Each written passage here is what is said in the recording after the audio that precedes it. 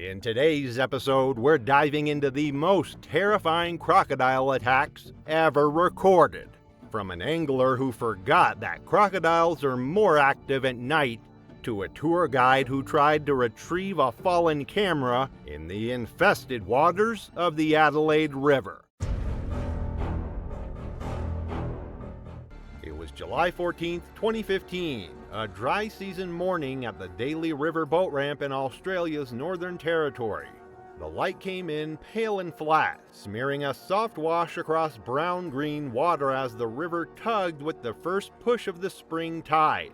The air had the chalky cool of dawn, the kind that thins quickly once the sun clears the tree line, and the ramp gleamed with the thin film laid down by the night. The ramp was a slanted slab sliding into brackish flow, flanked by mangroves whose roots rose like spears from sludge. Mudflats puckered with fiddler crab holes and tiny slide marks where crabs had dragged shells. A white sign, sun-faded and bullet-dented, warned, "Croc area, keep back from water." Paperbark trunks leaned over the parking bay. Cicadas droned in invisible chorus. On the far bank, pontoons clumped in a ragged line. The river looked slow and lazy on top, but beneath the surface the current funneled along the submerged ledge, where bait fish flashed and vanished. A busted crab pot rusted near the reeds. The ramp's lower lip broke the flow, making a seam where foam gathered and drifted, a strip that habitually funneled scraps and stunned mullet. A tinny idled 100 meters downstream, then cut its engine, the sound swallowed by distance and trees. Liam Hart, 28, a primary school teacher from Darwin, stood with a graphite rod tucked under his elbow. He kept his gear neat, box of shallow divers, leaders coiled, spare split rings and a small pill pin. Weekends were for Bara, and his cousin Matt, 34, a diesel mechanic, was the one with the tinny and the optimism to chase tides before breakfast. They made the run before dawn, thermos in the tray, talking work and football until the turnoff, where conversation dropped away and the river became the only clock. The plan was simple: launch at first light, work shallow divers along mangrove edges, and be back on the road before the sun locked the flats down. They slid the aluminum dinghy off the trailer, outboard lifted, hull rasping the concrete. Matt steadied the stir line against the bollard, looping it twice. Liam clipped a lure with a quick uni and tested the hooks against the fingernail.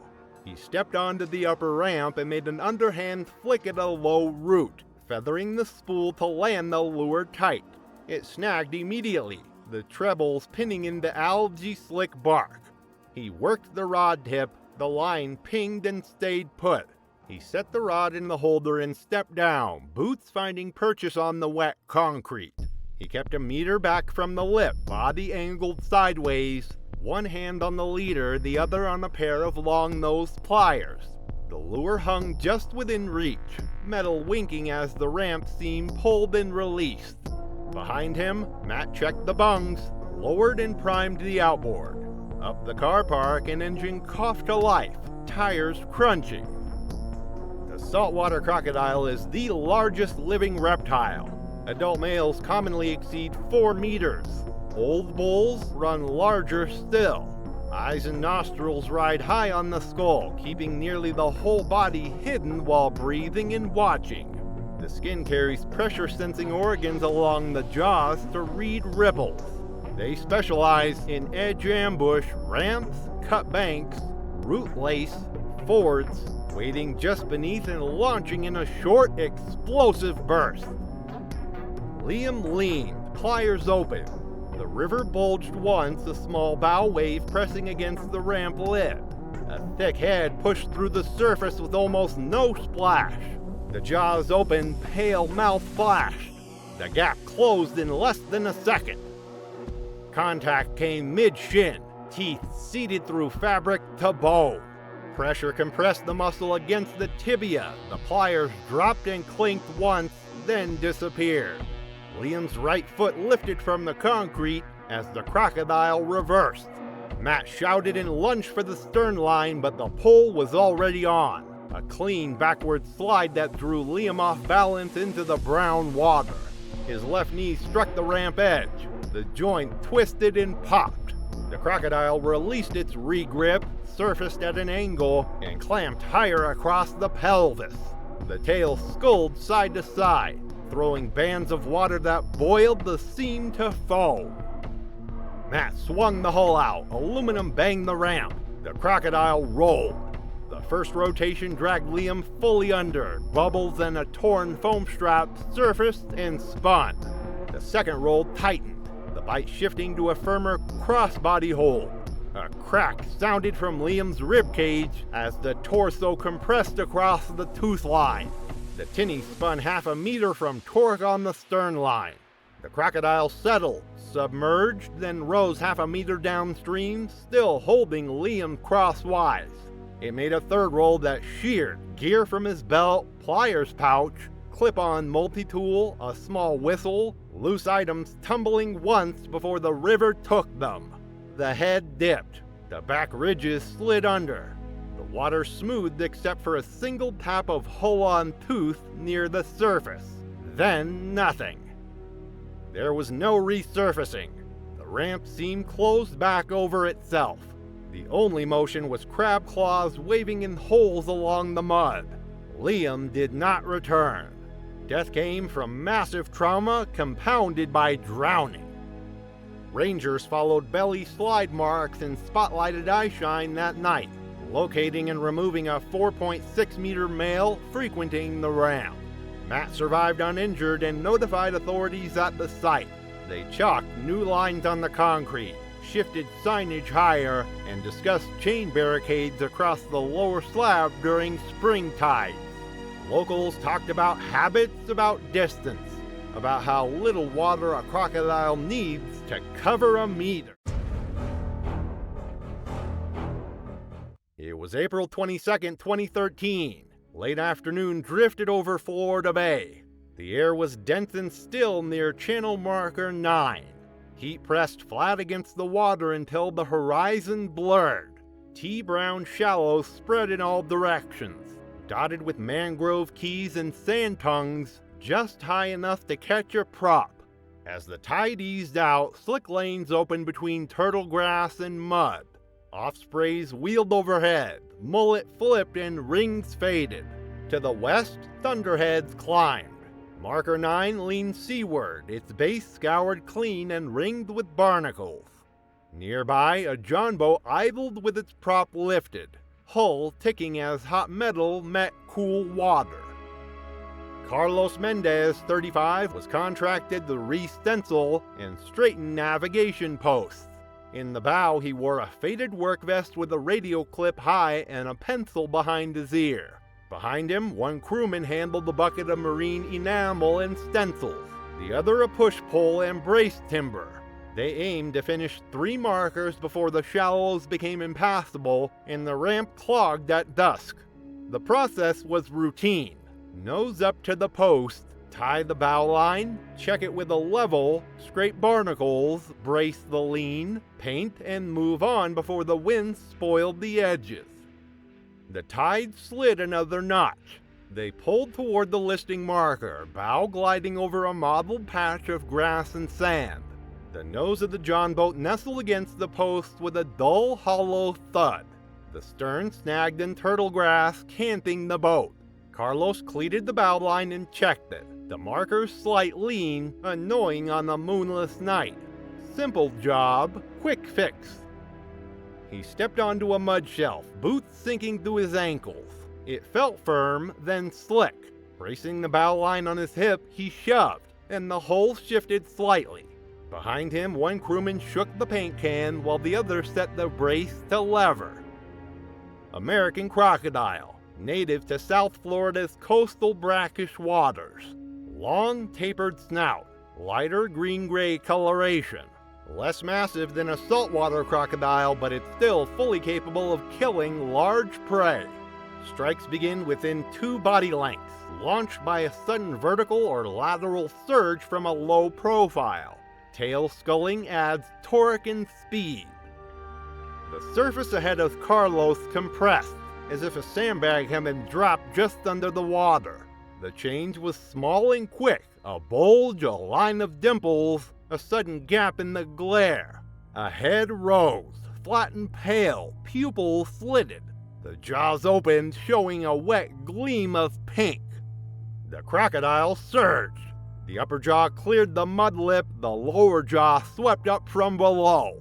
The first bite closed around Carlos's right thigh at mid-femur. Denim folded. Skin and muscle flattened against bone.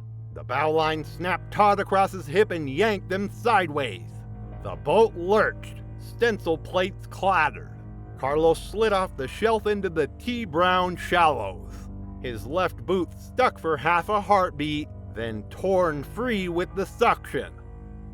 The crocodile reversed, tail bleeding a clean arc that threw a sheet of bay water across the bow deck and smeared paint down the gunwale. The grip loosened, only to shift. The head surfaced again on Carlos's torso. The jaws clamped sideways across the lower ribs, a crossbite that locked his upper body against the tooth line. Air burst from his mouth in a stitch of bubbles. The crocodile's tail sculled harder, cutting a path backward along the marker's scour trench, where the bottom dropped just enough to cover everything. The John boat slewed 90 degrees and slammed the post. The pusher lunged with a pole, thrusting blind. The crocodile rotated. The first roll wrenched Carlos's right shoulder. The joint gave with a dull pop and sagged under the life vest. Straps stretched, then snapped one by one as the spin continued. The water frothed and flashed with barnacled chips and enameled drips. During the second roll, the crocodile shifted its clamp to a firmer chest and abdomen bite, compressing the rib cage. Both bodies, reptile and man, vanished beneath the surface into tea-colored opacity. The crew stabbed with the pole and felt nothing but water and, once, a rasp, armored back sliding past, rough as a file. Rope, the paint man said, but the line lay under the bucket, soaked in enamel. A few feet from the marker, the surface bulged again. The crocodile rose 30 feet down current, still cross-biting. Carlos's arms limp along its flanks. A final twist, half roll, half dive, kicked the braid of bubbles. Then the shape flattened and slid under. Ripples spread, spaced wider, and smoothed. Silence returned to the flats. The brace timber drifted beside the post, and the push pole dripped brown water onto the deck. Overhead, ospreys circled while a distant skiff hissed through a channel and disappeared behind a mangrove key. The crew searched the seam in widening circles, pushing and probing, but the bottom, sculpted by storms and scours, offered too many pockets, too many places where the depth changed by inches that mattered. They called it in and marked the GPS. A ranger boat appeared as the first puffs of the sea breeze began to show on the surface, raising a faint chop that erased the last of the rings. Before dusk, park staff placed floating barricade lines, bright buoys around each leaning post to keep crews on deck instead of stepping on the shelves. Contractors were advised to work from the boat, keep limbs inside, and treat marker bases as potential ambush points in low visibility and falling tide. Marker 9 got a fresh coat of crisp white paint over gray-green to catch a flashlight beam from afar. By morning, the lean was fixed, and the water remained calm and unchanged. It was August 7th, 2017, and midday heat pressed hard on the old fishing pier beside Card Sound Bridge. A weekend crowd of locals and tourists lined the railings, phones ready for a glimpse of the greenback predators below. The sun baked the deck, heat rising through their shoes, while the air held the sharp scent of salt and fish. Beneath the pier, a shallow green channel ran toward a mangrove fringe, clear enough to see baitfish dart in the shadows. A sign on the piling read, "Do not feed crocodiles." Near the cleaning station, bait scraps and fish heads in the riprap left rainbow sheens on the water, while tour boats idled farther out and heat shimmered off the rocks. Marco Silva, 24, was a freelance nature photographer with a taste for risky shots. On this trip, he had two friends with him, Daniel, who carried extra gear, and Louis, who helped with lighting and backup photos.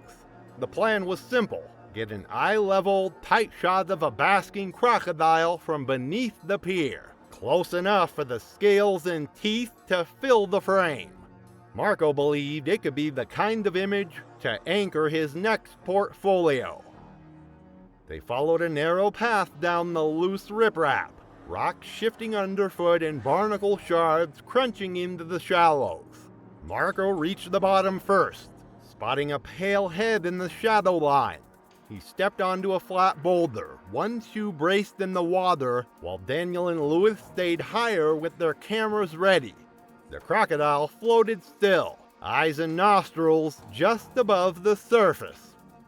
In the upper Keys, American crocodiles often use man-made structures like piers, bridge pilings, and riprap banks for both warmth and hunting grounds. They'll bask in the shade to stay cool, then patrol the edge where fish guts and scraps collect. A ground and splash rush can close 5 to 7 meters in seconds, even in knee-deep water. Once they clamp down, the bite's crushing force can break bone instantly. Rolling multiplies torque through bite, twisting prey and tearing tissue. These animals are opportunistic, using structure and cover to get dangerously close before striking. The crocodile's head lifted first, the subtle rise masked by a faint ripple from the tide. What had looked like a short body under the waterline extended in a smooth, deliberate motion. Then came the surge. Water jetted out from behind the tail as it drove forward, the distance closing almost instantly with only a single slap against the surface. Marco shifted his weight for a better angle, and his leading foot slipped on the slick algae film. Before he could regain balance, the crocodile's jaws closed around his right calf. Teeth pierced skin and muscle, grinding into bone. The impact wrenched him off the boulder, knocking the gimbal from his grip. It hit the rock with a sharp clack before sliding into the water. The crocodile jerked backward, dragging Marco into the channel in a clean, decisive haul. His head went under, bubbles rising in the scatter as he twisted to break the surface. The crocodile released its initial grip, only to re-bite higher along his thigh. A short, violent lateral shake sent a fan of water spraying over the riprap, scattering bits of floating bait from earlier in the day. Daniel scrambled down the rocks, pole in hand, while Louis grabbed the length of rope from their gear bag. In the deeper water, the crocodile pivoted, beginning a roll. The torque bent Marco sharply, a muffled crack carrying through the water as his femur fractured. The spin loosened the grip just enough for him to break the surface with a gasp, blood blooming around him in thin tendrils. The crocodile surged again, jaws clamping briefly across his hip before a second shake wrenched him sideways. Marco's foot caught on a submerged rock, twisting him clear for a moment. Daniel waded waist deep, swinging the pole down hard across the crocodile's snout. The animal hesitated, jaw flexing, before sliding back toward the shadow of the pier. Marco was dragged to the rocks, leaving a thin red wake. The crocodile made one last rush, but veered off after kicks and strikes from his friends. They pulled him onto the riprap, his legs shredded, femur fractured, and hip gouged. Daniel tightened a belt high on Marco's thigh to slow the bleeding, while Louis pressed the bundled shirt to the wounds. Marco was weak but conscious when sirens neared, and EMS soon carried him up the rocks and rushed him to a trauma center. Marco survived after surgery and months of rehabilitation, though he walks with a limp and bears extensive scarring on his right leg. County crews extended fencing and posted fines for feeding wildlife, and weekend patrols now sweep the pier. It was March 3rd, 2016. The pre-dawn was glass flat in the Florida Keys backcountry, a soft gray seam dividing the dark silhouettes of mangroves from a sky just beginning to pale. The water lay still except for a faint ripple from the incoming tide. Turtle grass waved in deeper pockets, and oyster-studded banks pressed close to narrow creeks. Mullet flicked at the surface, sending rings across the calm, while a heron stood motionless in the shallows, its reflection sharp on the water. Far off, an osprey called. The only man-made sound was the faint click of a push-pull against aluminum as a small skiff eased along a dark, winding ribbon of water. The mangrove roots on either side arched overhead, almost closing the passage in places. At the stern stood Joel Raines, a 44-year-old manager of an auto parts store in Key Largo, and a dedicated weekend angler. Fishing had been his way of resetting after long weeks behind the counter. At the bow was his 12-year-old son Tyler, wearing a faded ball cap and concentrating hard as he practiced tying loop knots. On the deck beside him, a neat row of topwater plugs gleamed faintly in the weak light, their paint chipped from past hookups. Father and son had a routine. On calm mornings, they'd fish a sheltered creek mouth where sea trout chased pilchards at first light, making the trip and return in under an hour. Joel pulled the skiff with an easy rhythm, each push sending the boat gliding noiselessly forward. Tyler cast toward a tangle of roots where the water darkened, his lure arcing perfectly until it went just wide and snagged in the mangroves. Joel smiled faintly, set the push-pull down, then moved to the forward casting platform. Kneeling, he leaned over the gunwale to reach the snag. He pulled the pair of pliers from the pouch at his hip and pinched the hook's barb to work it free. The bow of the skiff nudged gently against the roots, rocking with the faint slap of water underneath. In the Florida Keys, American crocodiles can grow over 15 feet long and are well known to locals as dangerous predators. Though sightings are common, so are warnings. Attacks have happened in quiet backcountry creeks where they patrol at first light. Using mangrove roots for cover, they can surge several meters in seconds. The crushing bite and rolling twist built to overpower anything in reach. Under the mangrove overhang, a faint wake formed, so subtle it might have been missed entirely. The surface lifted in a low sliding bulge. No splash, no warning. The head emerged first, broad and pale, the nostrils flaring just before the jaws opened. What had looked like nothing more than a shadow in the water revealed itself in a smooth, deliberate surge. The crocodile clamped down on Joel's right thigh and hip in a sideways grip, locking his upper and lower leg against the skiff's gunwale. The force jolted the boat. Tyler grabbed the console rail, eyes wide. Joel's body slid backward off the platform, his pliers clattering to the deck. The crocodile reversed in a single powerful pull, dragging Joel overboard into the narrow channel. Tyler lunged for the butt of Joel's fishing rod and jammed it between the gunwale and the croc's jawline. The rod bowed under the strain, then splintered with a sharp crack. The crocodile surfaced just beyond the skiff and shifted its grip forward, jaws closing around Joel's lowered torso. Its tail swept once, sending a sheet of water over the bow and spinning the skiff halfway around. The first roll began slowly, then accelerated into a violent spin. Air burst from Joel's mouth and nose. The muffled sound of ribs giving way carried faintly across the water. Tyler lost his footing and fell backward against the cooler, pain shooting through his knee, but he stayed aboard. The crocodile completed the roll and settled low in the water, Joel now limp in its grip. It sank, pulling him entirely under the brown-green surface. For a few seconds, there was only the slap of water against roots.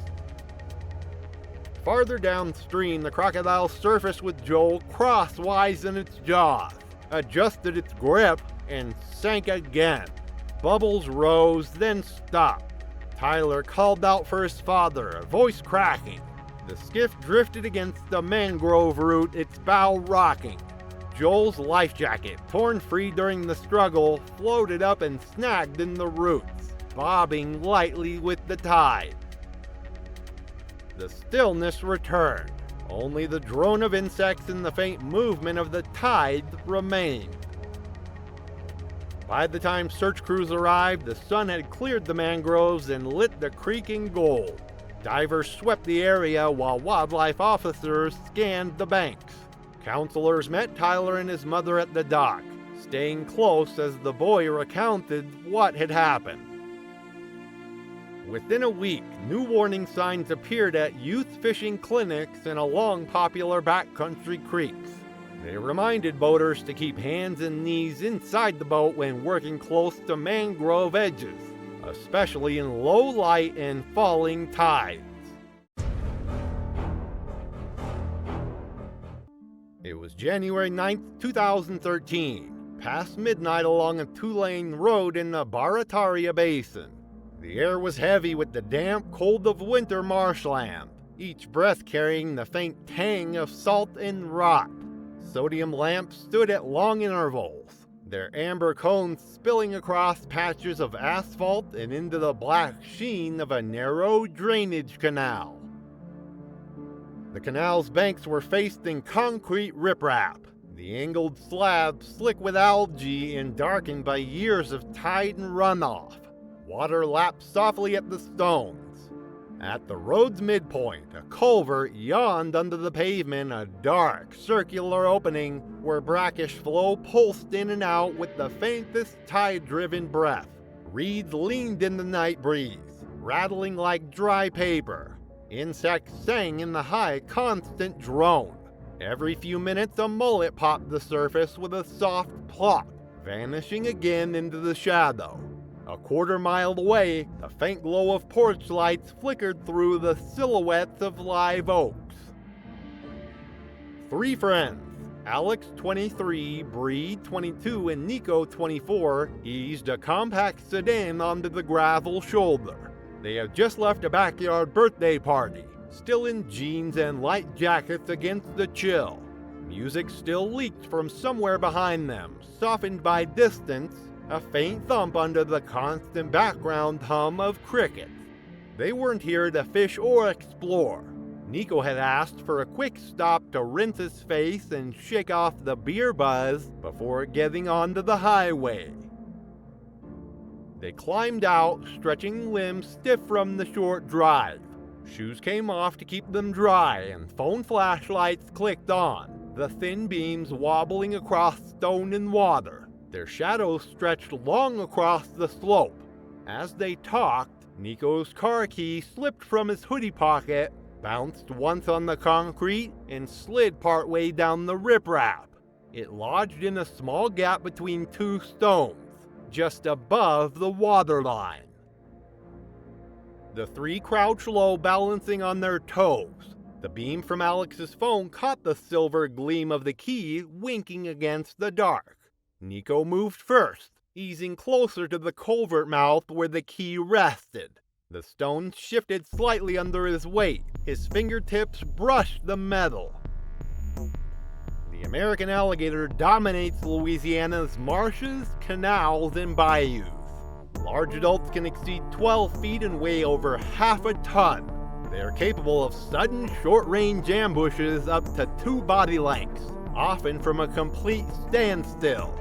A single clamp from their jaws can fracture long bones, while rapid side-to-side shakes tear muscle and connective tissue. Rolling in the water multiplies torque, dislocating joints or removing entire limbs. At night, culvert mouths become prime ambush sites. Bait fish are funneled in by the tide, attracting predators to the shadowed opening.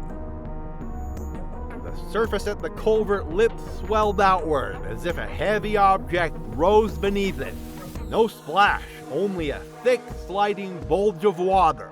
Nostrils appeared first, then eyes, two cold, unblinking points set high on the broad skull. The alligator lunged. The distance between shadow and stone vanished in less than a second. Nico's foot slipped on algae-slick concrete, and he pitched forward into the water, one knee smacking a submerged slab with a hollow knock. Before he could recover, the gator's jaws clamped around his right calf.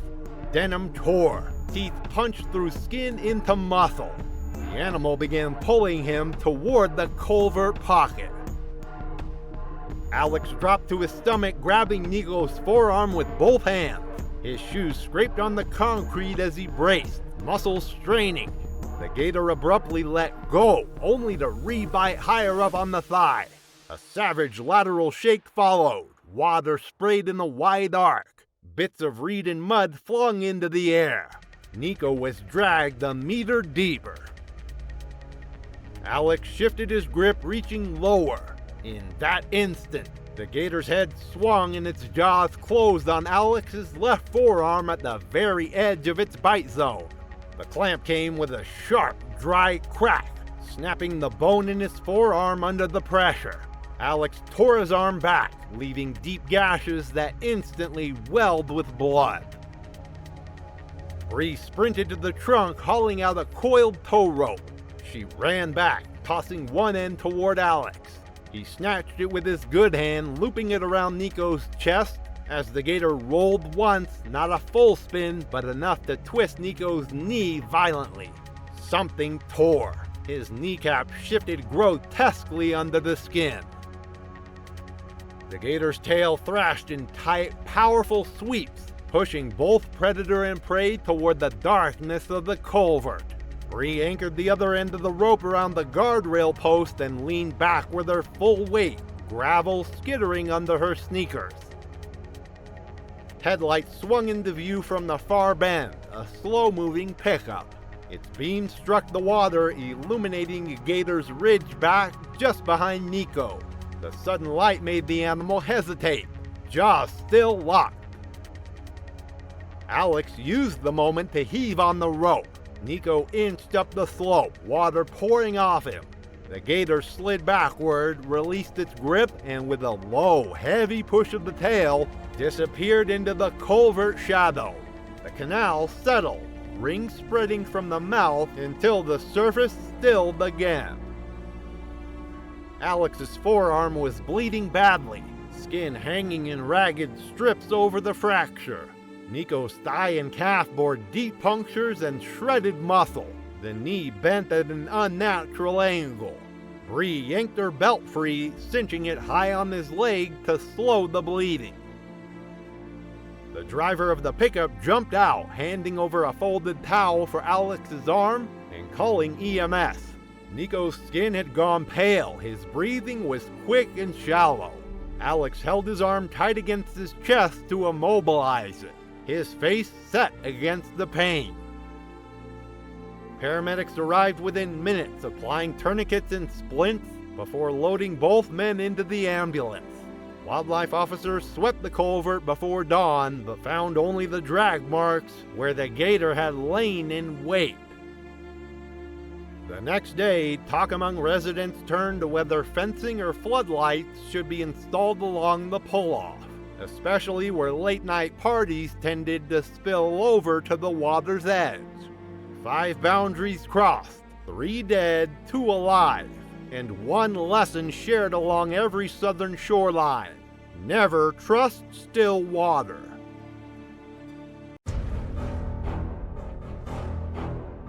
The morning of April 15, 2013 dawned with deceptively calm conditions over the remote waterways of Queensland's Daintree River system in Australia. The sun filtered through the humid tropical air, casting long shadows across the maze-like mangrove channels that stretched endlessly in every direction. Marcus Rodriguez, 31, couldn't have been more excited about his weekend escape from the concrete jungle of Brisbane. As an accountant who spent his weekdays buried in spreadsheets and tax documents, Marcus lived for these solo kayaking adventures that allowed him to disconnect from the stress of his demanding career. He'd only been kayaking for 3 years, but those weekends on the water had become his lifeline to sanity. Friends described Marcus as methodical in his work life, but surprisingly spontaneous when it came to outdoor adventures. What Marcus lacked in experience, he made up for in enthusiasm, a combination that would prove deadly in the unforgiving wilderness of the Daintree. Marcus had done his research on the Daintree, reading about the diverse ecosystem and wildlife. But like many amateur adventurers, he had focused more on the scenic beauty than the potential dangers. He knew saltwater crocodiles lived in these waters, but his guidebooks had reassured him that attacks were rare and usually occurred only when people ventured into known crocodile territories at dawn or dusk. What his research hadn't emphasized was the critical importance of understanding that saltwater crocodiles are opportunistic apex predators that view any intrusion into their territory as a potential meal. The fatal mistake that would cost Marcus his life began innocuously enough. As he paddled deeper into the winding tidal channels during the falling tide, the familiar landmarks he'd studied on his map began to blur together. The mangrove tunnels all looked identical, creating a disorienting maze that had claimed the lives of experienced guides before him. But Marcus's real error wasn't getting lost. It was his decision to venture into these treacherous waters without understanding that saltwater crocodiles are perfectly camouflaged ambush predators that can remain motionless for hours while monitoring their territory. At 4:45 p.m., as the afternoon sun began to cast longer shadows across the water, Marcus found himself in a narrow, dead-end tidal creek with his kayak stuck fast on the mudbank in just 2 feet of water. The tide was dropping rapidly with the extreme tidal range common to this region, and panic began to set in as he realized he was trapped. In his desperation to free his kayak, Marcus made the worst possible decision. He stepped out into the shallow water and began pushing and splashing, creating exactly the kind of disturbance that triggers a saltwater crocodile's predatory instincts. What Marcus didn't know was that saltwater crocodiles possess one of the most sensitive sensory systems in the animal kingdom, capable of detecting vibrations in the water from over 100 yards away. Their lateral line system allows them to monitor their territory for any disturbance, and the splashing sounds Marcus was making as he struggled with his kayak were broadcasting his location like a dinner bell to every crocodile in the area.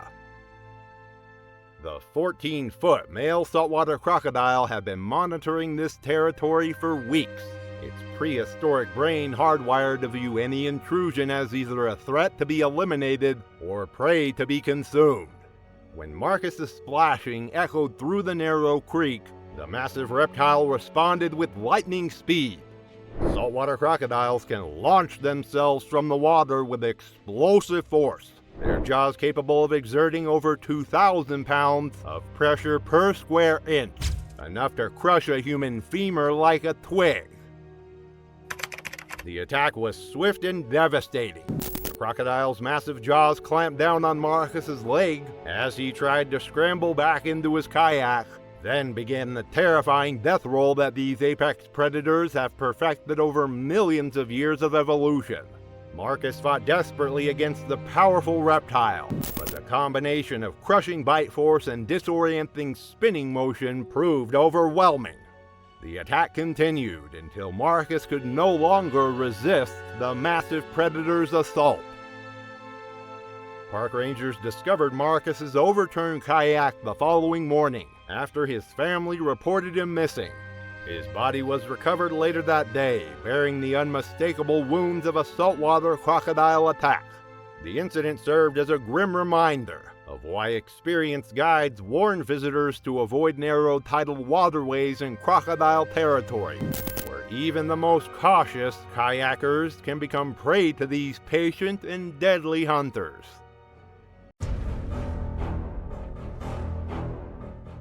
July 8, 2014 brought perfect fishing conditions to Crocodile National Park in Australia's Northern Territory. The late afternoon sun painted the water in shades of golden amber, while a gentle breeze created just enough ripple on the surface to hide what lurked beneath. For the dozens of competitors gathered for the annual Northern Territory fishing tournament, it was shaping up to be an ideal day to land the trophy barramundi that would make their trip worthwhile. Jennifer Walsh, 28, had traveled over 2,000 miles from her home in Perth specifically for this competition, her first venture into the legendary fishing grounds of Crocodile Country. As a dedicated nurse who worked long shifts at Perth General Hospital, Jennifer had saved for months to afford this trip, viewing it as both a vacation and a chance to test her angling skills against some of Australia's most experienced fishermen. Her colleagues knew her as someone who approached everything with quiet determination. The same methodical precision she brought to patient care, she applied to mastering the art of freshwater fishing. She had spent countless weekends on the rivers and lakes around Perth, developing a reputation among local fishing clubs for her patience and technical skill. What Jennifer lacked was experience with the unique dangers of Northern Territory waters, where saltwater crocodiles ruled as undisputed apex predators. Her research had focused on fish behavior and feeding patterns, not the prehistoric killers that made these waters among the most dangerous on Earth. During the tournament briefing that morning, Jennifer had listened politely as organizers explained the crocodile safety protocols, but internally she had dismissed many of the warnings as overly cautious. She had fished in Western Australia's shark-infested waters for years without incident, and in her mind, the statistical likelihood of a crocodile attack seemed minimal. What she didn't understand was the fundamental difference between sharks, which typically avoid humans, and saltwater crocodiles, which view anything in their territory as potential prey. The fatal mistake that would end Jennifer's life was born from a combination of competitive drive and dangerous overconfidence. Despite clear warnings from tournament organizers about the presence of large saltwater crocodiles in the area, Jennifer dismissed the advice to fish only from boats or elevated platforms. She had heard similar warnings about sharks in Western Australian waters and had never encountered problems. In her mind, the warnings were just standard liability protection. Surely experienced anglers wouldn't organize a tournament in truly dangerous waters. As dusk approached at 6:20 p.m., Jennifer positioned herself on a muddy bank that offered the perfect casting angle for the barramundi feeding grounds. The low sitting position gave her better control over her line and allowed her to work her lures with the precision that have made her successful in Perth competitions. Other competitors had heeded the warnings and remained in their boats, but Jennifer was convinced that her waterside position would give her the competitive edge she needed to place in her first Northern Territory tournament. What Jennifer didn't realize was that saltwater crocodiles are most active during the twilight hours, when their cold-blooded metabolism reaches optimal efficiency and their prey animals come to the water's edge to drink. This behavior pattern, known as crepuscular hunting, makes dusk the most dangerous time to be near crocodile-inhabited waters, exactly when Jennifer had chosen to position herself at the water's edge. What Jennifer didn't know was that a 14-foot saltwater crocodile had been monitoring the fishing activity from its concealed position among the submerged logs nearby. Saltwater crocodiles are ambush predators that can remain motionless for hours, their eyes and nostrils barely breaking the surface as they study potential prey. This particular crocodile had learned to associate human fishing activity with easy meals, as dropped fish and cleaning scraps often attracted smaller prey to the water's edge. The attack came with the explosive violence that makes saltwater crocodiles the most feared predators in northern Australia. As Jennifer leaned forward to net a fish she had successfully hooked, the massive reptile launched itself from the water in a classic ambush strike. Saltwater crocodiles can accelerate from 0 to 25 miles per hour in seconds. Their massive jaws designed to grab prey and drag it underwater for the death roll that ensures no escape. Jennifer's screams pierced the evening air as the crocodile struck, but the sound was quickly muffled as she was pulled into the water. Other competitors immediately called for help, but these crocodiles are known for their tenacious grip and their ability to remain underwater for extended periods. Rangers arrived within 15 minutes, but found only Jennifer's scattered fishing gear along the muddy bank and the telltale slide marks where the crocodile had returned to the water. Despite extensive searches involving boats, helicopters, and experienced crocodile hunters, Jennifer's body was never recovered. Saltwater crocodiles often cache their prey in underwater lairs or consume it entirely, leaving little trace for searchers to find. The incident prompted tournament organizers to implement strict boat-only policies for all future competitions in crocodile territory.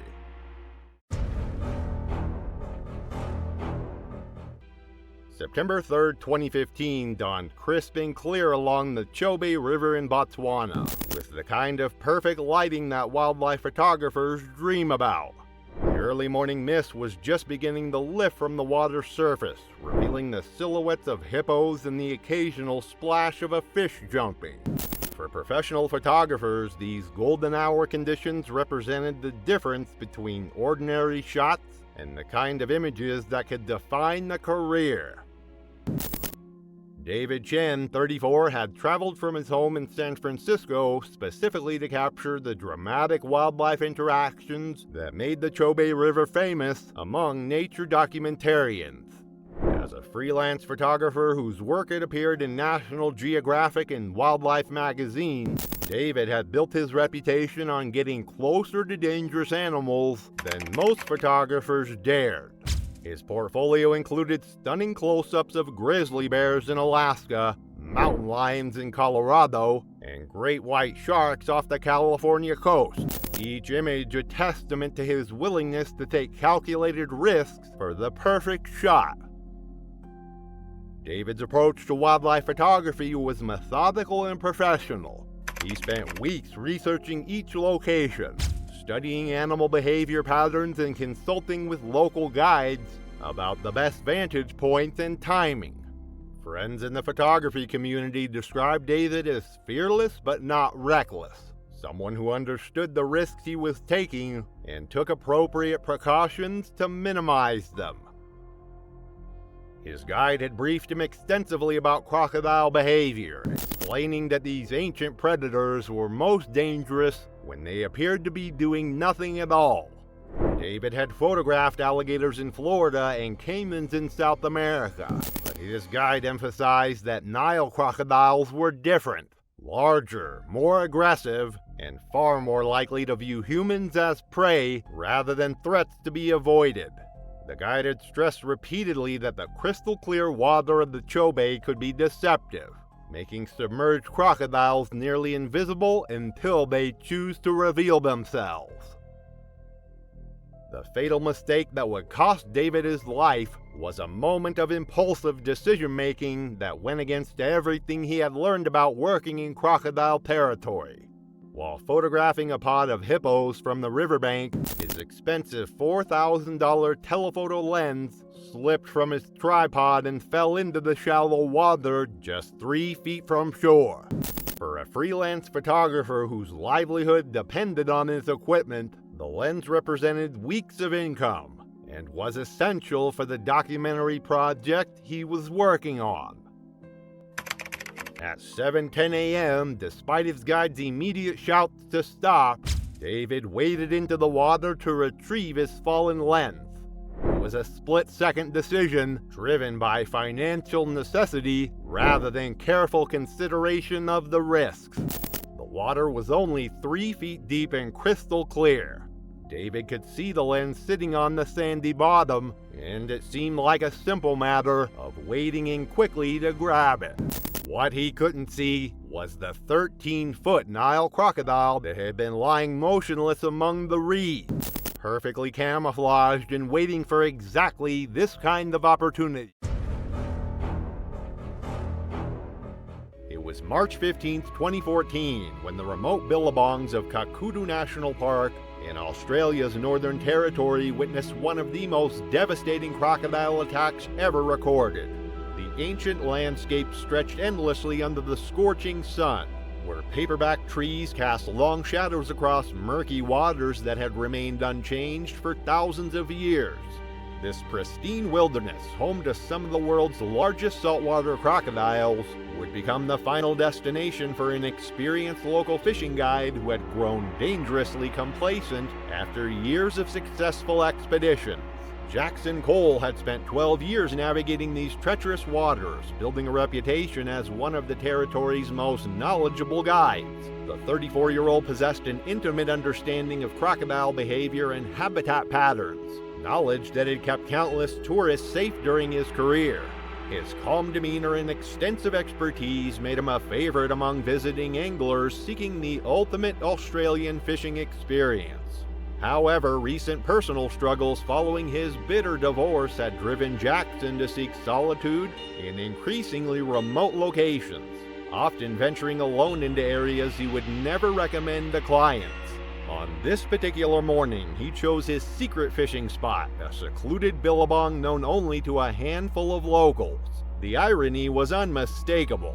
A man who had dedicated his life to teaching others about crocodile safety would soon become victim to his own overconfidence. The saltwater crocodile, known scientifically as Crocodile ferocious, represents the apex predator of Australia's northern waterways. These prehistoric giants can reach lengths exceeding 6 meters and possess the strongest bite force of any living animal, delivering crushing pressure of up to 3,700 pounds per square inch. Their hunting strategy relies on perfect camouflage and explosive ambush tactics, remaining motionless for hours before striking with lightning speed. During the wet season, territorial males become increasingly aggressive, defending prime hunting grounds from any perceived threat. These ancient predators have survived virtually unchanged for over 200 million years, perfecting their killing techniques through countless generations. Their ability to remain completely still while submerged makes them nearly invisible to unsuspecting prey. Jackson's fatal mistake occurred when his fishing line snagged on submerged timber 20 meters from shore. Rather than cutting the expensive lure loose as he would have advised any client, Jackson made the decision that would cost him his life. He rolled up his pants and waded into the knee-deep water, completely abandoning the safety protocols he had preached for over a decade. The massive 5-meter saltwater crocodile had been lying motionless in the shallows for hours, perfectly camouflaged among floating debris and fallen branches, waiting with the infinite patience that made these predators so deadly. As Jackson reached for his tangled line, the prehistoric predator exploded from the water with devastating force. The crocodile's massive jaws clamped down on Jackson's torso, the crushing pressure instantly fracturing multiple ribs and puncturing vital organs. The impact alone would have been fatal, but the crocodile's instinctive behavior sealed Jackson's fate. The predator immediately initiated its signature death roll, spinning Jackson's body underwater with tremendous force. The first rotation shattered his spine, while subsequent rolls systematically broke bones throughout his body. Jackson's life ended during the third rotation as massive trauma and drowning occurred simultaneously. Blood clouded the water as the crocodile maintained its death grip. The crocodile dragged Jackson's lifeless body to deeper water, wedging it beneath a submerged log where decomposition would tenderize the flesh before feeding. This caching behavior is typical of large saltwater crocodiles, which often store prey for days or weeks before consumption. Park rangers discovered Jackson's abandoned vehicle 3 days later, initiating a massive search operation involving helicopters, boats, and experienced trackers. His body was eventually located by divers in the Crocodile's underwater cache, confirming the worst fears of the search team.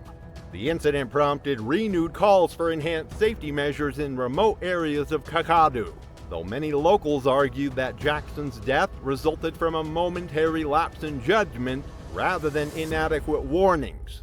Tourism operators throughout the territory implemented additional safety briefings following the tragedy, and the attack sent shockwaves through the tight-knit guiding community. Jackson's family released a statement emphasizing his lifelong dedication to wildlife conservation and his deep respect for the dangerous animals he worked alongside. The Northern Territory government launched an investigation into guide safety protocols, though no systemic failures were identified. It was August 7, 2015, when the pristine waters of the Chobe River in Botswana became the scene of a horrific wildlife attack that would shock the international photography community. The river stretched endlessly through the heart of Africa's most celebrated wildlife corridor, where elephants gathered in massive herds and predators lurked beneath the deceptively calm surface. Ancient baobab trees dotted the landscape, while the African sun cast golden reflections across waters that concealed one of the continent's most dangerous inhabitants. Ava Montgomery had traveled from London with dreams of capturing the perfect wildlife photograph that would launch her career to new heights. The ambitious 28-year-old photographer had built a reputation for taking extraordinary risks to get shots that other professionals wouldn't attempt. Her boyfriend James, a more cautious 31-year-old, had accompanied her on this African adventure, though he grew increasingly concerned about her reckless behavior around dangerous animals. Ava's obsession with getting closer than anyone else had already produced stunning images of lions and leopards, but it had also created a dangerous pattern of ignoring safety warnings. Local guides had repeatedly warned the couple about increased crocodile activity during the current mating season, but Ava dismissed their concerns as overcautious. On this particular morning, she had spotted several large crocodiles basking on the opposite bank, and became fixated on capturing an unprecedented close-up shot. The Nile crocodile, scientifically known as Crocodilius niloticus, ranks among Africa's most formidable predators and the second largest crocodilian species in the world. These ancient hunters can reach lengths of up to 6 meters and possess crushing bite forces exceeding 5,000 pounds per square inch. Their hunting strategy relies on perfect camouflage and explosive ambush attacks, often remaining submerged for hours with only their eyes and nostrils visible above the waterline. During mating season, territorial males become exceptionally aggressive, viewing any movement near their domain as a potential threat. These prehistoric killers have perfected their techniques over millions of years, making them virtually undetectable until the moment they strike. Ava's fatal mistake occurred when she positioned herself just 3 meters from the water's edge, completely ignoring James's desperate pleas for her to move back to safety. She had become so focused on adjusting her telephoto lens that she lost all awareness of her surroundings. The massive 4-meter Nile crocodile had been lying motionless near the bank for over an hour, perfectly camouflaged among floating vegetation and debris.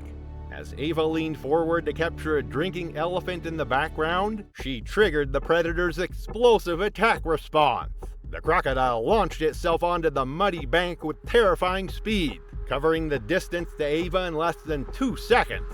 Its massive jaws snapped shut around her head and shoulders with devastating force, the crushing pressure instantly fracturing her skull and cervical vertebrae. The impact alone caused massive trauma to her brain and spinal cord, but the crocodile's next instinctive behavior ensured there would be no chance of survival. The predator immediately retreated into deeper water, dragging Ava's limp body beneath the surface. It began performing violent thrashing motions designed to disorient and drown its prey, though Ava had already lost consciousness from the initial crushing injuries. The crocodile's powerful jaws maintain their grip as it performs several death rolls, systematically breaking bones throughout her torso. Within 90 seconds, massive trauma and drowning had claimed her life. The predator then dragged her body to an underwater cave system, wedging it among tangled roots and debris where decomposition would begin. James's screams attracted other tourists and guides, who immediately launched rescue boats, but the crocodile had already disappeared into the murky depths with its victim. Despite extensive search efforts involving local authorities and professional divers, Ava's body was never recovered from the complex underwater cave system.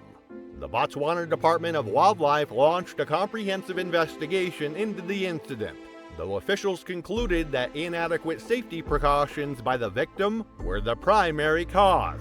The attack prompted international wildlife photography organizations to issue new safety guidelines for working near crocodile habitats. Tourism operators along the Chobe River implemented stricter protocols requiring photographers to maintain minimum distances from the water's edge. Ava's family released a statement through the British Embassy, describing her as a passionate conservationist who died pursuing her dreams. The photography community mourned the loss of a talented artist whose work had already begun gaining recognition in prestigious wildlife magazines. It was June 22, 2016, when the vast wilderness of Kruger National Park in South Africa became the setting for a family camping trip that would end in an unimaginable tragedy. The ancient landscape stretched across 2 million hectares of pristine African bush, where acacia trees dotted the savanna and seasonal water holes attracted countless species of wildlife. Under the southern hemisphere's winter sky, the park's remote camping areas offered families an authentic wilderness experience, though they also harbored dangers that many visitors underestimated. Tessa Langford had meticulously planned this camping expedition as a way to reconnect her family with nature and teach her 2 young children about African wildlife. The 42-year-old software engineer from Johannesburg possessed a methodical personality that served her well in the corporate world, but she lacked practical experience with wilderness camping. Her husband Mark had expressed constant concerns about the safety of camping so close to dangerous wildlife, but Tessa repeatedly reassured him that proper precautions would keep their family safe. Despite ranger warnings about recent crocodile sightings near popular water holes, Tessa had chosen a campsite just 50 meters from one of the park's most frequented drinking spots. Her decision was driven by the spectacular wildlife viewing opportunities the location offered, particularly during the early morning and evening hours when animals came to drink. The irony was tragic. A devoted mother's desire to create magical memories for her children would ultimately lead to her own destruction. The Nile crocodile represents one of Africa's most successful apex predators, having survived virtually unchanged for over 200 million years. These formidable reptiles can reach lengths exceeding 5 meters and possess bite forces that rank among the strongest in the animal kingdom, delivering crushing pressure of up to 5,000 pounds per square inch. Their hunting strategy relies on perfect camouflage and patient ambush tactics, often remaining motionless in shallow water for hours while waiting for prey to approach. During the dry season, when water sources become scarce, crocodiles concentrate around permanent water holes, making them areas extremely dangerous for unsuspecting visitors. These ancient predators are primarily nocturnal hunters, becoming most active during the cooler evening and pre-dawn hours when their cold-blooded metabolism operates most efficiently. Tessa's fatal mistake occurred at 2 in the morning when she was awakened by strange splashing sounds and low grunting noises emanating from the direction of the water hole. Concerned about potential threats to her sleeping family, she quietly unzipped the tent and stepped into the cool night air without waking her husband or children. Rather than using a flashlight that might have revealed the danger lurking in the shadows, Tessa chose to investigate the disturbance in complete darkness to avoid alerting whatever animals might be present.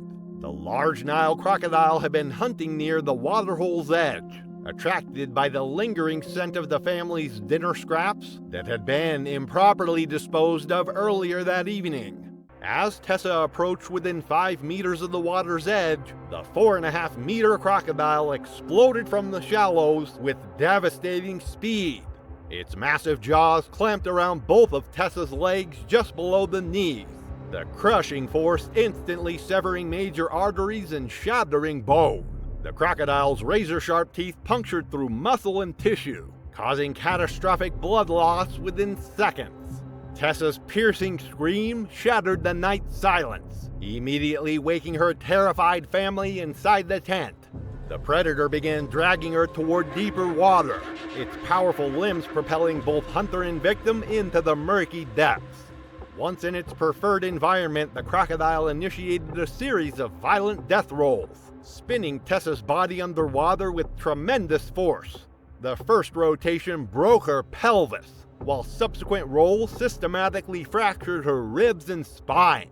The combination of massive trauma, blood loss, and drowning claimed Tessa's life within 2 minutes of the initial attack. Her husband's desperate attempts to reach the water were futile, as the crocodile had already disappeared into the deeper sections of the waterhole. Park rangers responded to Mark's emergency radio call within 30 minutes, but recovery efforts were hampered by darkness and the presence of multiple crocodiles in the area. Tessa's body was eventually located the following morning by professional divers, though the extensive trauma made identification challenging. The crocodile had cached her remains in a secluded inlet, typical behavior for these predators who often store prey for later consumption. The South African National Parks Authority launched a comprehensive investigation into the incident, ultimately concluding that improper food storage and campsite selection were contributing factors. The tragedy prompted new safety protocols requiring campers to maintain greater distances from water sources and implement stricter food storage requirements. Enhanced warning systems were installed at popular camping areas throughout Kruger National Park. The incident sparked nationwide discussions about balancing wildlife tourism with visitor safety in South Africa's national parks. It was September 14, 2017, when the remote wetlands of Brazil's Pantanal became the scene of a research expedition that would end in devastating tragedy. The world's largest tropical wetland stretched endlessly across the horizon, where seasonal flooding created a complex maze of rivers, lagoons, and marshes teeming with wildlife. Ancient cattle ranches dotted the landscape, while countless species of bird filled the air above waters that concealed some of South America's most dangerous predators. This pristine ecosystem, largely untouched by human development, would become the final workplace for a promising young scientist. Marcus Holloway had arrived in the Pantanal 3 weeks earlier as part of a graduate research team studying caiman population dynamics and behavior patterns. The brilliant 26-year-old biology student from Sao Paulo University possessed exceptional academic credentials and an insatiable curiosity about reptilian behavior. But his intellectual confidence often translated into dangerous overconfidence in the field. Working alongside 2 fellow graduate students, Marcus had been conducting population surveys and tagging smaller caimans without incident, leading him to believe he had mastered the techniques required for handling these powerful predators. His methodical approach to data collection had impressed his supervising professors, but it had also created a false sense of security about working with large specimens. The team had been specifically warned about the increased aggression of adult caimans during the current breeding season. Yet Marcus had begun taking increasingly risky shortcuts to accelerate their research timeline. On this particular afternoon, his academic ambition would override the safety protocols that had kept him alive for nearly a month in one of the world's most dangerous ecosystems. The Yacari caiman, scientifically known as Caiman yacari, represents one of South America's most successful crocodilian species and a formidable apex predator throughout the Pantanal region. These powerful reptiles typically reach lengths of up to 3 meters, though exceptional specimens can grow considerably larger during their decades-long lifespan. Their muscular bodies are perfectly adapted for explosive attacks, with powerful jaws capable of crushing bone, and tails that can deliver devastating blows to unsuspecting prey. During the breeding season, territorial males become exceptionally aggressive, defending prime basking and nesting areas from any perceived threats. Their hunting strategy combines patient ambush tactics with lightning-fast strikes, making them nearly impossible to escape once an attack begins. Unlike their larger crocodilian cousins, caimans are known for their unpredictable temperament and willingness to attack creatures much larger than their typical prey when defending territory. Marcus's fatal mistake occurred when he spotted a large male caiman basking on a muddy bank and decided to attempt capture for measurement and tagging without waiting for his 2 companions, who were cataloging smaller specimens approximately 100 meters away. The 3-meter caiman appeared lethargic in the intense afternoon heat, encouraging Marcus to believe he could handle the capture alone using only a basic snare pole and measuring tape. University protocol clearly required multiple researchers for any specimen exceeding 2 meters in length, but Marcus's overconfidence in his abilities led him to ignore these safety guidelines. He approached the massive reptile from the wrong angle, giving the caiman a clear escape route to the water while positioning himself in the most vulnerable location possible. As Marcus attempted to position the snare around the caiman's neck, the reptile exploded into action with terrifying speed and violence. Its powerful tail swept Marcus's legs with tremendous force, sending him crashing to the muddy ground and leaving him completely defenseless. Before Marcus could recover his footing, the caiman's massive jaws locked onto his right arm just below the elbow, the crushing pressure instantly shattering both radius and ulna bones while severing major blood vessels. Marcus's screams echoed across the wetlands as the caiman began its signature death roll, twisting his arm with such violence that the limb was completely torn from its socket within seconds. Arterial blood sprayed across the muddy bank as Marcus attempted to crawl away from his attacker, but the caiman immediately seized his throat in its powerful jaws. The predator's razor-sharp teeth punctured his carotid artery and jugular veins simultaneously, causing massive blood loss that would prove fatal within minutes.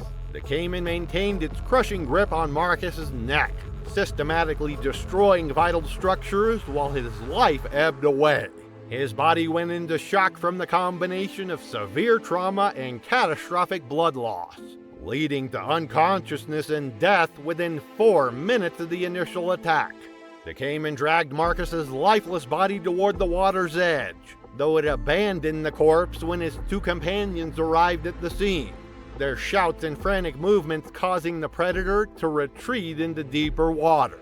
Brazilian wildlife authorities launched an immediate investigation into the incident, focusing on whether proper safety protocols had been followed during the research expedition. The university suspended all fieldwork in the Pantanal pending a comprehensive review of student safety procedures. New regulations were implemented requiring constant supervision for any research involving large reptiles, along with mandatory safety equipment for all field teams. It was November 3rd, 2018, when the pristine waters of the Daintree River in Queensland, Australia, became the scene of one of the most preventable crocodile attacks in the region's history. The ancient rainforest stretched along the riverbanks, where towering trees created a canopy that remained unchanged for millions of years. This World Heritage listed wilderness, known for its incredible biodiversity and stunning natural beauty, also harbored some of Australia's most dangerous predators. The tropical paradise that attracted thousands of international visitors each year would become the final destination for a young Spanish backpacker whose adventurous spirit would ultimately cost her everything, Savannah Brooks had been traveling through Australia for 6 months as part of her gap year adventure, exploring the continent's most remote and beautiful locations with 3 fellow backpackers from Europe. The spirited 23-year-old from Madrid possessed an infectious enthusiasm for new experiences, but her impulsive nature often led her to ignore safety warnings that more cautious travelers heeded. On this particular evening, the group had spent hours at a riverside pub near the Daintree River, consuming alcohol and celebrating their successful journey through the Australian wilderness. Despite numerous crocodile warning signs posted prominently along the riverbank, Savannah had become fixated on the idea of swimming in the murky tropical waters.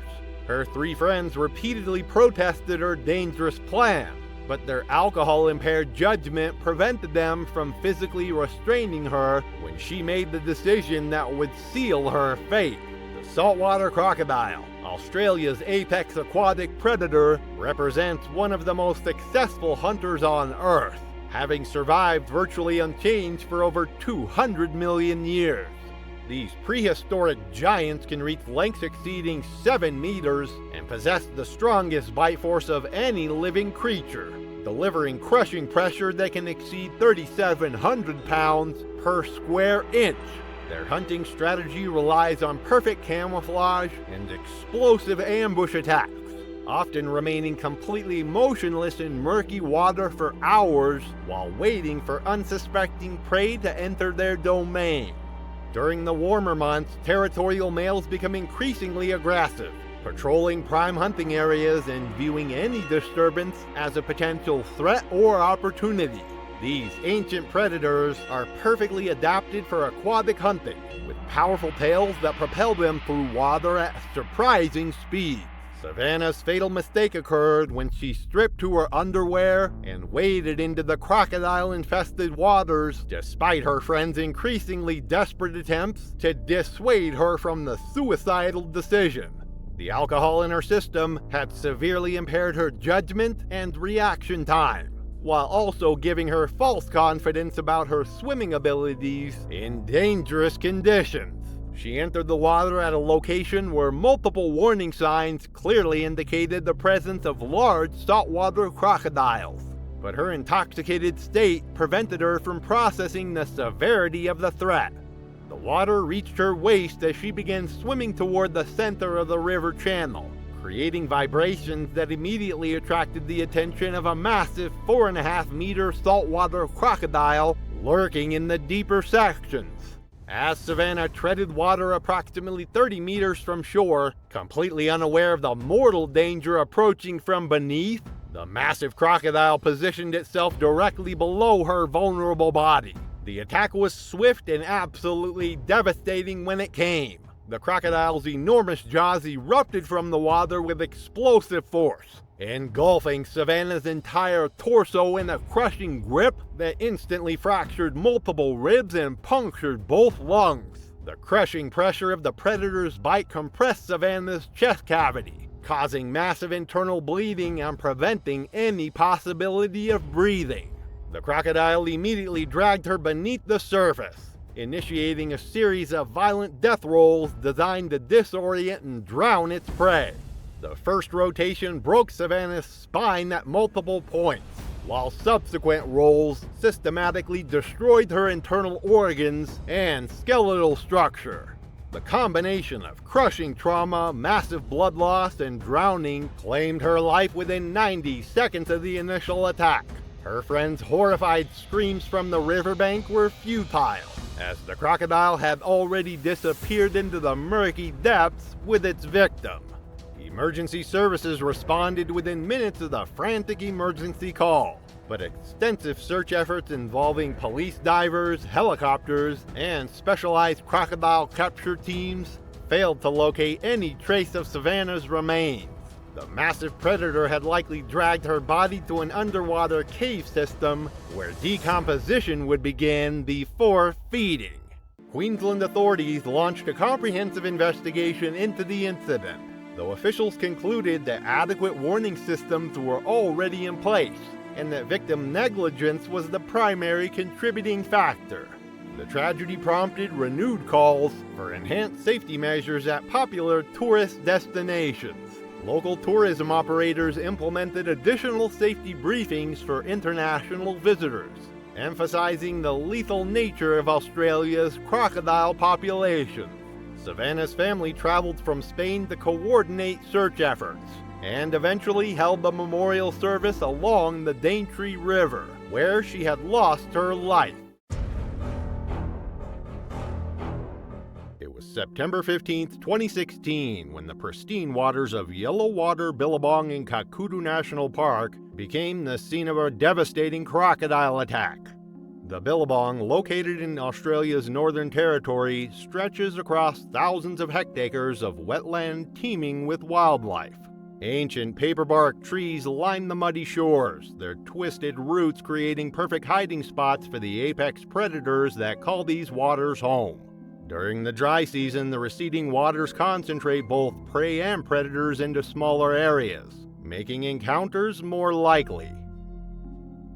Matilda Lawson, a 34-year-old wildlife photographer from Melbourne, had joined a guided photography tour specifically to capture images of saltwater crocodiles in their natural habitat. With 8 years of experience photographing Australian wildlife, Matilda was known among her peers for taking calculated risks to achieve the perfect shot. Her portfolio included stunning images of venomous snakes, aggressive cassowaries, and even great white sharks. The Kakudu expedition represented the culmination of months of planning, and she sought to document the prehistoric giants that had survived virtually unchanged for millions of years. The morning started routinely for the small photography group. Their experienced guide had positioned them at a safe viewing area overlooking the Billabong, where a massive crocodile had been spotted the previous evening. However, technical difficulties soon disrupted the planned session. Matilda's expensive telephoto lens began malfunctioning, producing blurred images that would be unusable for her upcoming exhibition. While the guide returned to their vehicle to retrieve backup equipment, Matilda worked frantically to repair her camera, knowing that the perfect lighting conditions of dawn would soon pass.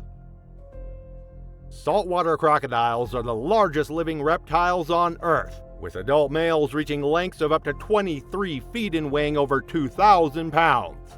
These apex predators possess the strongest bite force of any animal, capable of exerting pressure exceeding 3,700 pounds per square inch. Their hunting strategy relies on patience and explosive power, remaining motionless for hours before launching devastating ambush attacks. Despite their massive size, saltwater crocodiles can propel themselves completely out of the water and cover surprising distances on land when pursuing prey. As Matilda tested her repaired equipment, she moved closer to the water's edge to frame her shots properly. The massive 20-foot male crocodile had been lying motionless among the fallen logs for over an hour, perfectly camouflaged in the murky shallows. From her position 12 meters from the shoreline, Matilda believed she maintained a safe distance while achieving the dramatic angle she desired.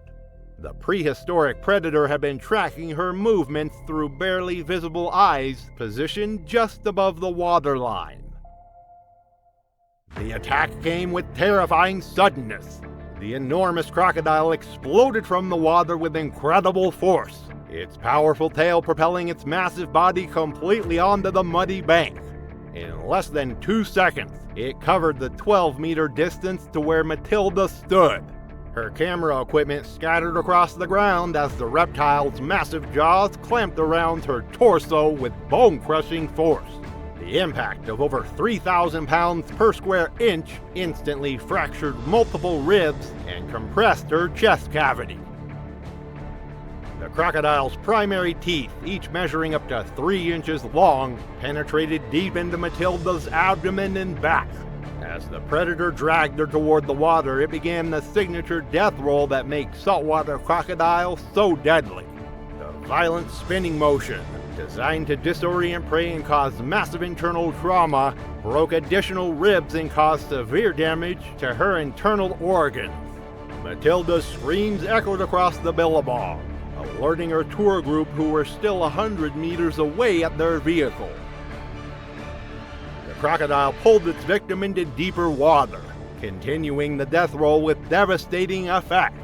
Each rotation caused further internal bleeding as the reptile's teeth remained locked in position. The massive predator's grip crushed vital organs while the spinning motion caused additional fractures throughout her torso. Within 3 minutes, massive blood loss and internal trauma proved fatal. The crocodile released Matilda's body only after ensuring she posed no further threat, then retreated to the deeper sections of the billabong.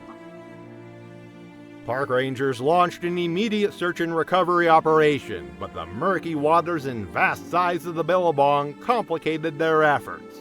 Matilda's body was eventually located the following day, approximately 150 meters downstream from the attack site. The investigation concluded that equipment malfunction and separation from the guided group had contributed to the tragedy. Kakudu National Park officials reinforced safety protocols and increased warning signage around known crocodile habitats.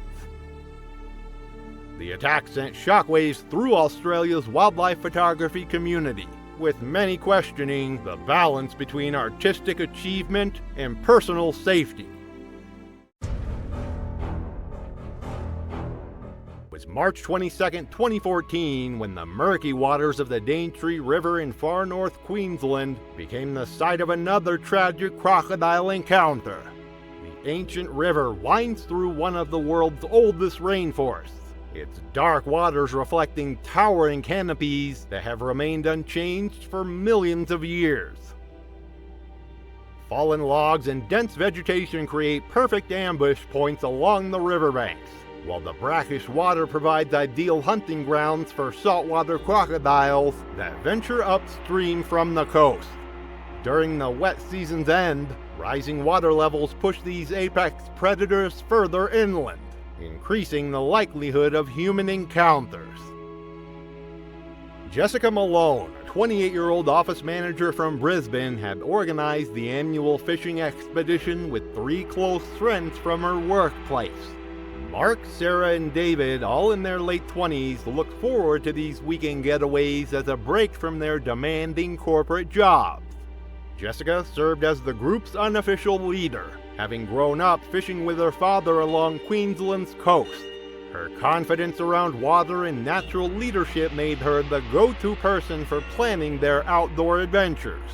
The expensive rod and reel she carried had been a wedding gift from her fiancé, making it one of her most treasured possessions. The group had been fishing since dawn, enjoying moderate success with barramundi and enjoying cold beers as the afternoon heat intensified. Their safety rope, essential equipment for river fishing in crocodile country, had frayed and snapped earlier in the day during a particularly aggressive fish fight. Without backup safety equipment, the friends had agreed to be extra cautious around the water's edge. However, as the afternoon progressed and alcohol consumption increased, their vigilance began to wane. The combination of beer and the relaxed atmosphere created a false sense of security that would prove deadly.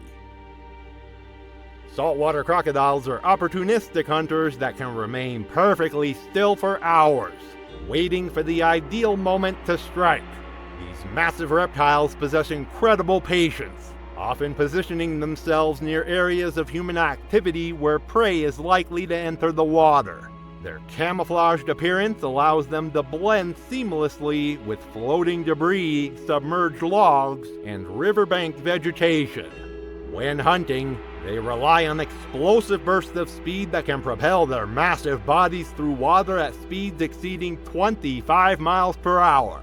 Their hunting strategy involves seizing prey with bone-crushing force before performing the devastating death roll that has made them one of nature's most efficient killers.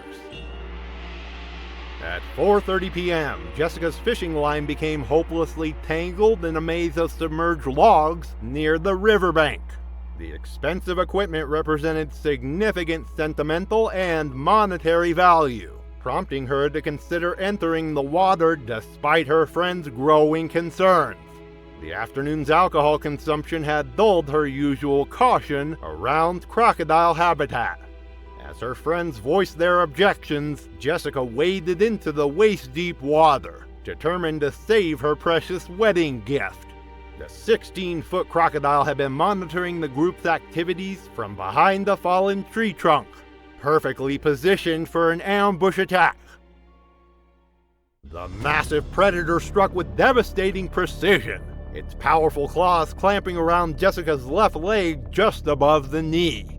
The crushing force of over 3,000 pounds of pressure per square inch instantly shattered her femur, sending shockwaves of trauma through her body. The crocodile's canonical teeth, designed to grip rather than slice, penetrated deep into muscle and bone. Jessica's scream echoed across the river as the reptile began its signature death roll, a violent spinning motion designed to disorient prey and cause massive internal damage. The crocodile's powerful body twisted through the water, dragging Jessica beneath the surface with each rotation. Her friends watched helplessly from the riverbank, unable to assist without the safety rope that had broken earlier. The death roll continued for nearly a minute, each spin causing additional fractures and internal bleeding. Jessica briefly surfaced, gasping desperately for air and reaching toward shore before the crocodile pulled her under again. The predator's second attack targeted Jessica's upper torso, its massive jaws engulfing her chest and shoulder area. The crushing bite force collapsed her ribcage and punctured vital organs, including her lungs and heart. The crocodile's teeth created multiple penetrating wounds that caused rapid blood loss. The thrashing continued for several more minutes as the reptile ensured its prey posed no further threat. The river water turned crimson around the attack site, before falling ominously silent. Emergency responders arrived 45 minutes after Mark's frantic phone call, but recovery efforts were complicated by the dangerous conditions and fading daylight. Jessica's body was eventually located on the riverbed, still entangled with her fishing line and the submerged logs that had initially caused the tragedy. The investigation revealed that alcohol consumption and failed safety equipment had contributed to the fatal outcome. The attack prompted renewed calls for improved safety measures at popular fishing locations throughout crocodile habitat. Her fiancé donated her recovered fishing equipment to a local youth program, ensuring her passion for the outdoors would inspire future generations. January 8, 2015, when the notorious waters of Cahill's Crossing on the East Alligator River became the scene of another devastating crocodile attack. Located in Arnhem Land, Northern Territory, this concrete causeway connects Kakudu National Park with Aboriginal communities across the river. The crossing is infamous as one of Australia's most dangerous waterways, where saltwater crocodiles congregate in large numbers during high tide. Multiple warning signs in several languages line the approaches, clearly stating the extreme danger posed by crocodiles. Kylie Brannon, a 19-year-old environmental science student from Darwin, was visiting Cahill's Crossing with her family during their annual camping expedition to Arnhem Land. Her parents, Robert and Linda, both high school teachers aged 52 and 48 respectively, have been bringing their children to this remote region for over a decade. The family tradition represented their commitment to showing their children Australia's natural heritage firsthand. Kylie's younger brother Jake, 16, idolized his adventurous older sister and often followed her lead during their outdoor adventures. Kylie had always been the more daring of the two siblings, displaying a confidence in water that bordered on recklessness. Her environmental science studies had given her extensive knowledge about crocodile behavior and conservation. Yet this academic understanding seemed to fuel her overconfidence rather than caution. She had grown up swimming in Darwin's beaches and pools, developing strong swimming skills that made her feel invincible in aquatic environments. The family had arrived during peak tourist season, when high temperatures and school holidays drew many visitors to witness crocodiles gathering at the crossing. The timing of their visit coincided with high tide, when saltwater crocodiles are most active and aggressive. During these periods, the predators use tidal flow to hunt more effectively, positioning themselves strategically around the crossing to ambush prey. The concrete causeway acts as a funnel, concentrating both fish and crocodiles in a relatively small area. Saltwater crocodiles demonstrate remarkable intelligence in their hunting strategies, often working together to herd prey into confined areas. At Cahill's Crossing, these apex predators have learned to exploit the unique geography, using the concrete structure and tidal flows to their advantage. Adult males can exceed 20 feet in length and weigh over 2,000 pounds, making them capable of taking prey as large as water buffalo. Their hunting technique involves approaching prey from below, using their powerful tails to propel themselves upward with explosive force. The initial strike aims to secure a grip before initiating the death roll that causes massive trauma and drowning. At 2:15 p.m., despite multiple warning signs and her family's increasingly desperate pleas, Kylie entered the East Alligator River at the crossing. The 18-foot male crocodile had been positioned upstream, using the tidal current to drift silently toward the crossing area. As Kylie swam toward the middle of the causeway, the massive predator approached from below, invisible in the murky water. Her family watched from the concrete structure, their warnings becoming more frantic as she moved further from shore. The crocodile struck from directly below, its massive jaws engulfing Kylie's midsection in a crushing bite. The initial impact drove her underwater as over 3,000 pounds of bite force compressed her torso.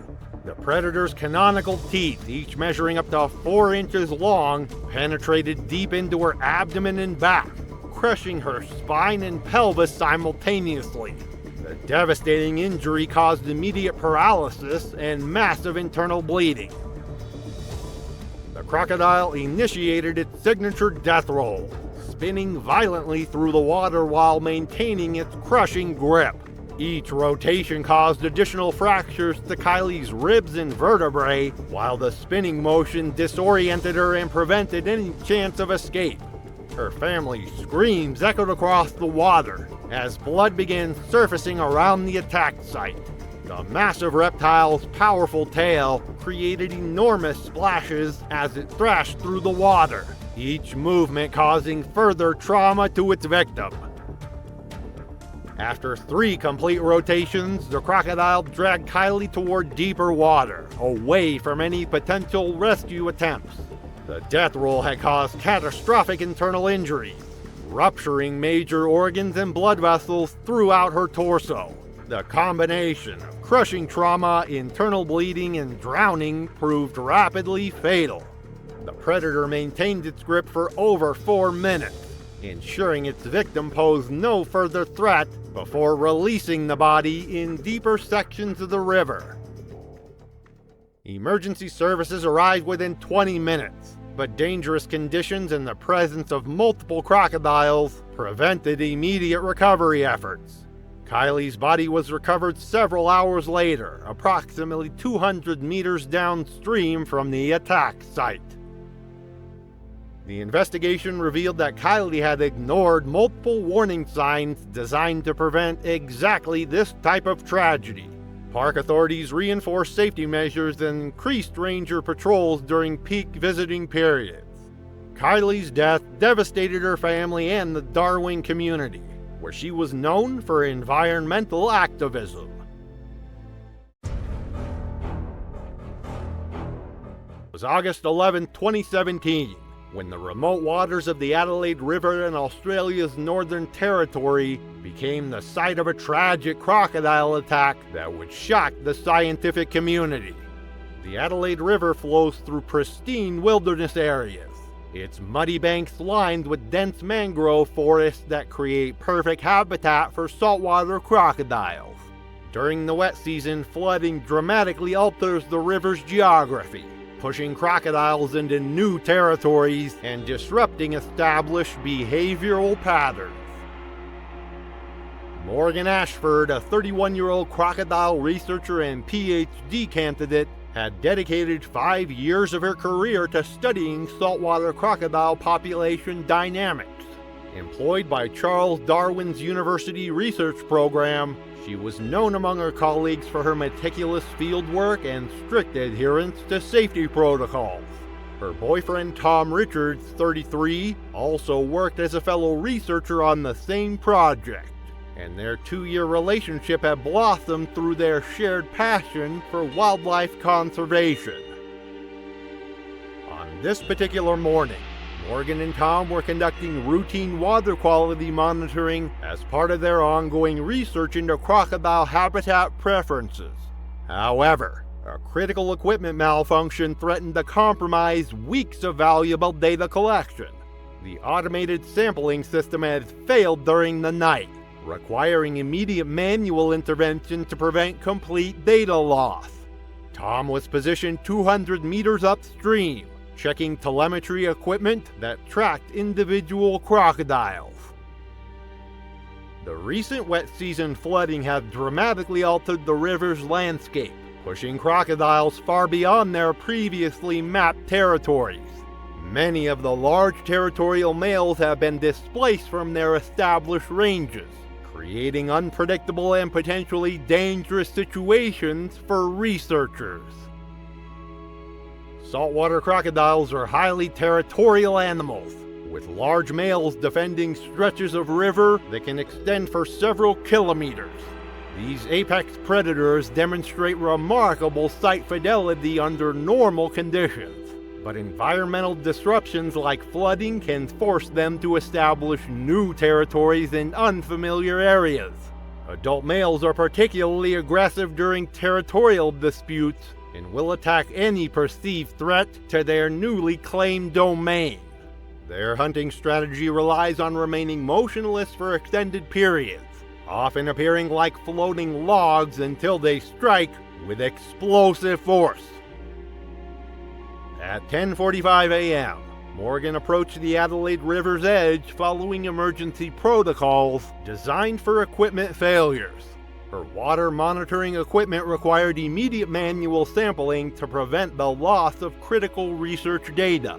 The 19-foot male crocodile had moved downstream during recent flooding, establishing a new territory outside the researchers' mapped crocodile locations. The massive predator had been monitoring human activity along this stretch of river for several days. As Morgan knelt at the water's edge to collect emergency samples, the enormous crocodile launched itself from the river with devastating force. The attack came without warning, as the reptile had been perfectly camouflaged among floating debris.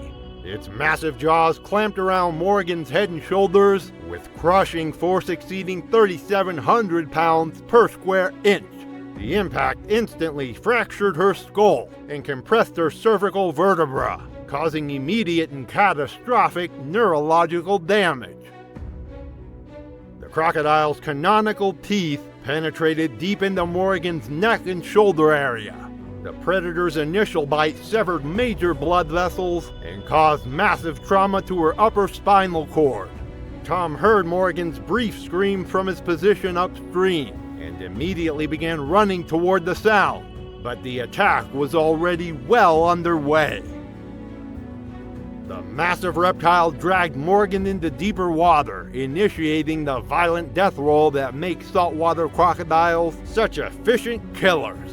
Each rotation caused additional fractures to her ribs and vertebrae, while the spinning motion prevented any possibility of escape or rescue.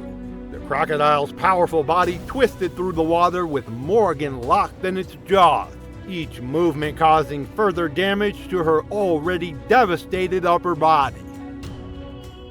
The death roll continued for over 2 minutes, with the crocodile maintaining its crushing grip throughout the violent spinning motion. Morgan's research equipment floated away as her body was pulled deeper into the river. The massive head trauma from the initial bite had already proven fatal, but the crocodile continued its attack until certain its victim posed no threat. Tom reached the riverbank just as the predator released Morgan's body in deeper water. Tom immediately activated emergency radio protocols, calling for urgent medical evacuation and crocodile management teams. Recovery operations began 3 hours after the attack, with crocodile management specialists securing the area before divers could safely enter the water. Morgan's body was located trapped against a fallen log downstream. The investigation revealed that recent flooding had pushed the attacking crocodile far outside its previously mapped territory, creating an unpredictable situation that existing safety protocols had not anticipated. The scientific community was devastated by the loss of such a promising young researcher. Morgan's death prompted a comprehensive review of field research safety protocols.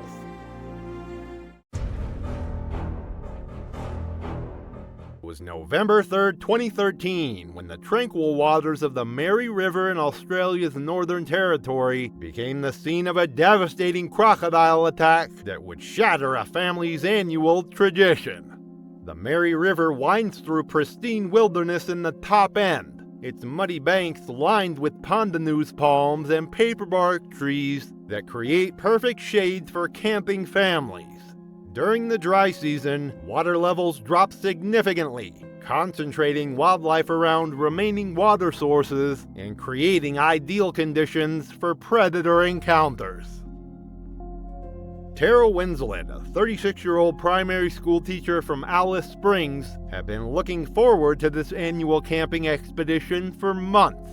Known for her adventurous spirit and dedication to her environmental education, Tara believed in showing her children the wonders of Australian wildlife in their natural habitat. Her husband Paul, a 38-year-old mining engineer, shared her passion for the outdoors, but maintained a more cautious approach. Their 2 children, 8-year-old Emma and 6-year-old Jack, idolized their mother's fearless attitude toward nature.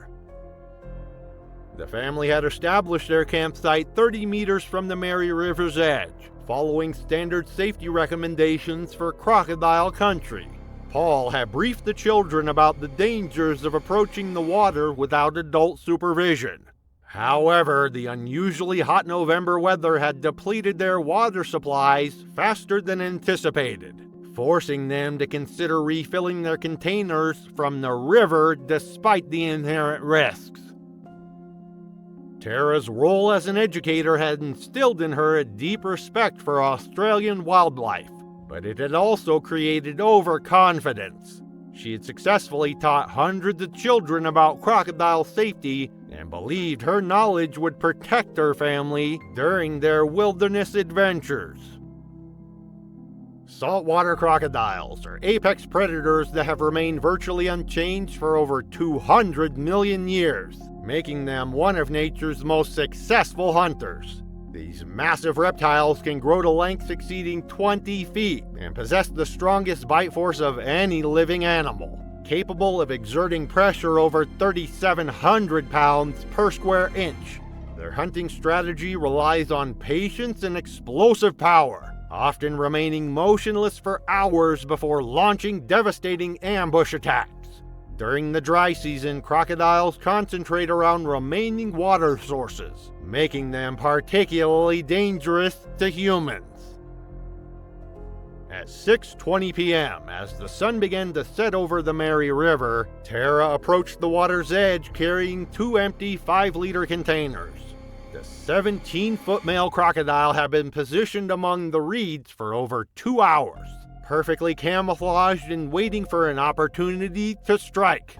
As Tara bent down to fill the first container, she heard splashing sounds from the water and instinctively stepped back from the riverbank. Believing the noise was caused by fish activity, she returned to the water's edge after a brief hesitation, a decision that would prove fatal.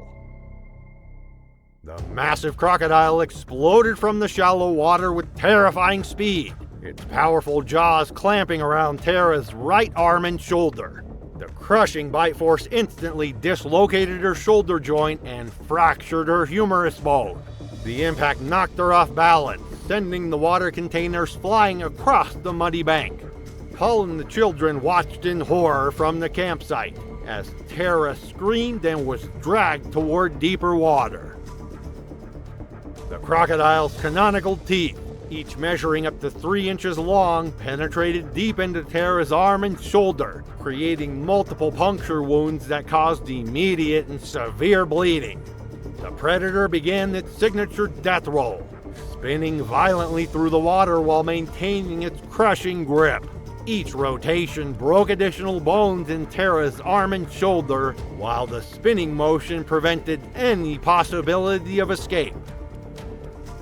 As the death roll continued, the crocodile's powerful body twisted through the knee-deep water, dragging Tara further from shore. The violent spinning motion caused her fractured ribs to puncture her lungs, creating internal bleeding and making breathing increasingly difficult. She briefly surfaced during the attack, gasping for air and calling for help, before being pulled underwater again by the relentless predator.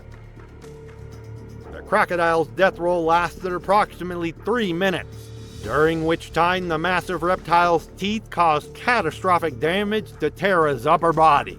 The crushing bite force and repeated spinning motions resulted in massive blood loss from multiple arterial wounds. The combination of drowning, blood loss, and internal trauma from punctured organs proved rapidly fatal. The predator maintained its grip until certain its victim posed no further threat before releasing her body in the shallow water. Paul immediately called the emergency services using their satellite phone while keeping the traumatized children away from the water's edge. Emergency services and crocodile management specialists arrived 2 hours after the attack, using specialized equipment to secure the area before recovering Tara's body. The investigation revealed that the attack occurred during peak crocodile activity hours, when predators are most likely to hunt near shorelines. The tragedy devastated the Alice Springs community, where Tara was beloved by colleagues and students. Her school established a memorial garden in her honor, and her family created an educational foundation promoting crocodile safety awareness. The Mary River attack served as a stark reminder of the dangers present in Australia's crocodile habitats. These prehistoric predators continue to pose threats throughout the continent's northern waterways.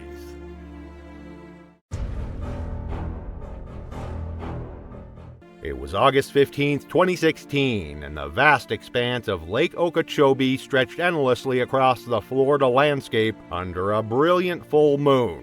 The massive freshwater lake, covering over 730 square miles, was dotted with fishing boats and lined with cypress trees whose Spanish moss swayed gently in the humid night breeze. The water's surface reflected the moonlight like scattered diamonds, while the sounds of night herons and bullfrogs created a symphony of wilderness activity. Robert Hayes, a 42-year-old construction worker from Fort Lauderdale, had driven 3 hours to reach his favorite fishing spot along the lake's remote northern shore. Robert had been making these weekend pilgrimages for over 15 years, seeking solitude and trophy bass to escape the stress of his demanding job managing construction crews in the bustling city. His weathered pickup truck was loaded with professional fishing equipment, worth thousands of dollars, testament to his serious dedication to the sport. Robert had grown up fishing the canals and lakes of South Florida with his father and grandfather, learning to read water conditions and fish behavior before he could properly tie his shoes. His success as an angler had made him somewhat legendary among his co-workers, who regularly requested fishing advice and begged for invitations to join his weekend expeditions. That evening, Robert had set up his elaborate fishing station on a small peninsula that jutted into the lake, providing access to deep water where large bass congregated during the cooler nighttime hours. His portable chairs, tackle boxes, and rod holders were arranged with military precision, while multiple lines extended into the dark water at carefully calculated angles. American alligators are apex predators that have dominated Florida's freshwater environments for millions of years, with adult males reaching lengths of 14 feet and weights exceeding 1,000 pounds. These ancient reptiles are most active during dawn and dusk hours, when they hunt for fish, birds, and small mammals alongside shorelines and in shallow water. Alligators are ambush predators that can remain motionless for hours before exploding into action with devastating speed. During nighttime hours, alligators become particularly bold and territorial, often approaching areas with human activity. Robert had been fishing for nearly 4 hours when disaster struck around midnight. He had been fighting a large bass when his excitement caused him to knock over his primary tackle box, sending it tumbling into the knee-deep water near the shoreline. Without hesitation, Robert waded into the dark water to retrieve his tackle box, relying on moonlight to navigate the murky shallows. The massive alligator had been hunting in the shallows for over an hour, drawn to the area by the scent of bait and the vibrations from Robert's fishing activities. The 12-foot male had been lying motionless among the cypress roots, perfectly camouflaged in the dark water while waiting for an opportunity to strike. The attack came without warning or sound. The alligator exploded from its hiding place with devastating speed, its massive jaws clamping down on Robert's right leg just below the knee. The crushing bite force instantly shattered bones and severed major arteries, while the alligator's razor-sharp teeth punctured deep into muscle and tissue. Robert's scream of shock and pain echoed across the empty lake as the massive reptile began its signature death roll. The alligator's powerful body twisted rapidly in the water, using its tremendous strength and weight to disorient its prey while causing maximum tissue damage. Robert was pulled completely underwater as the 800-pound predator spun with mechanical precision. After several intense rotations, the alligator dragged Robert into deeper water to complete the drowning process. Robert's struggles grew weaker, as the combination of massive blood loss, crushing injuries, and oxygen deprivation overwhelmed his system. Within minutes, Robert's movement ceased as the massive alligator's brutal assault proved fatal. Other anglers discovered Robert's abandoned truck the following morning when he failed to return home as scheduled. Search and rescue teams found his body 2 days later in deeper water, and wildlife officials successfully tracked and removed the massive alligator due to its proximity to popular fishing areas. Robert's death prompted enhanced warning systems at public fishing areas and renewed educational campaigns about nighttime fishing safety. Robert's family established a foundation promoting angler safety education, but his tragic encounter was just one of many deadly meetings between humans and America's apex reptiles. It was March 22, 2015, and the ancient cypress swamps of Louisiana's Atchafalaya Basin stretched endlessly across the landscape under overcast spring skies. The massive wetland ecosystem, covering over 1 million acres, was alive with the sounds of birds, frogs, and insects, while Spanish moss draped from towering trees, creating a cathedral-like atmosphere. Tourist boats navigated the narrow waterways between massive cypress trunks, their guides pointing out wildlife and sharing stories of Cajun culture. Jennifer Walsh, a 29-year-old elementary school teacher from Chicago, was experiencing her first Louisiana swamp tour with her boyfriend Mark as part of their southern road trip vacation. Jennifer maintained a modest travel blog with 2,100 Instagram followers who enjoyed her authentic approach to documenting new experiences and cultural discoveries. Her Midwestern background had given her no exposure to alligator habitat, and she approached the swamp tour with the same casual attitude she brought to visiting museums or historical sites. Jennifer had been planning this Louisiana adventure for months, researching Cajun culture, local cuisine, and tourist attractions throughout the region. Her blog focused on authentic travel experiences rather than typical tourist destinations, and she was excited to share the unique ecosystem of the Atchafalaya Basin with her followers. Jennifer had purchased professional camera equipment specifically for this trip, and was determined to capture images that would set her content apart from typical tourist photography.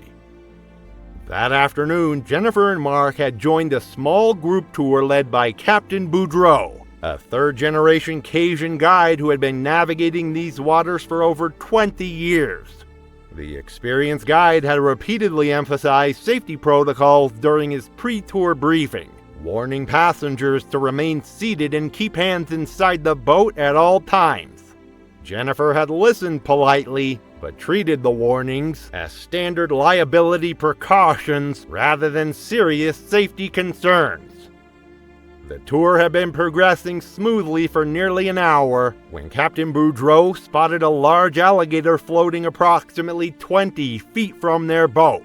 The massive reptile appeared completely motionless, its eyes and nostrils barely visible above the dark water's surface.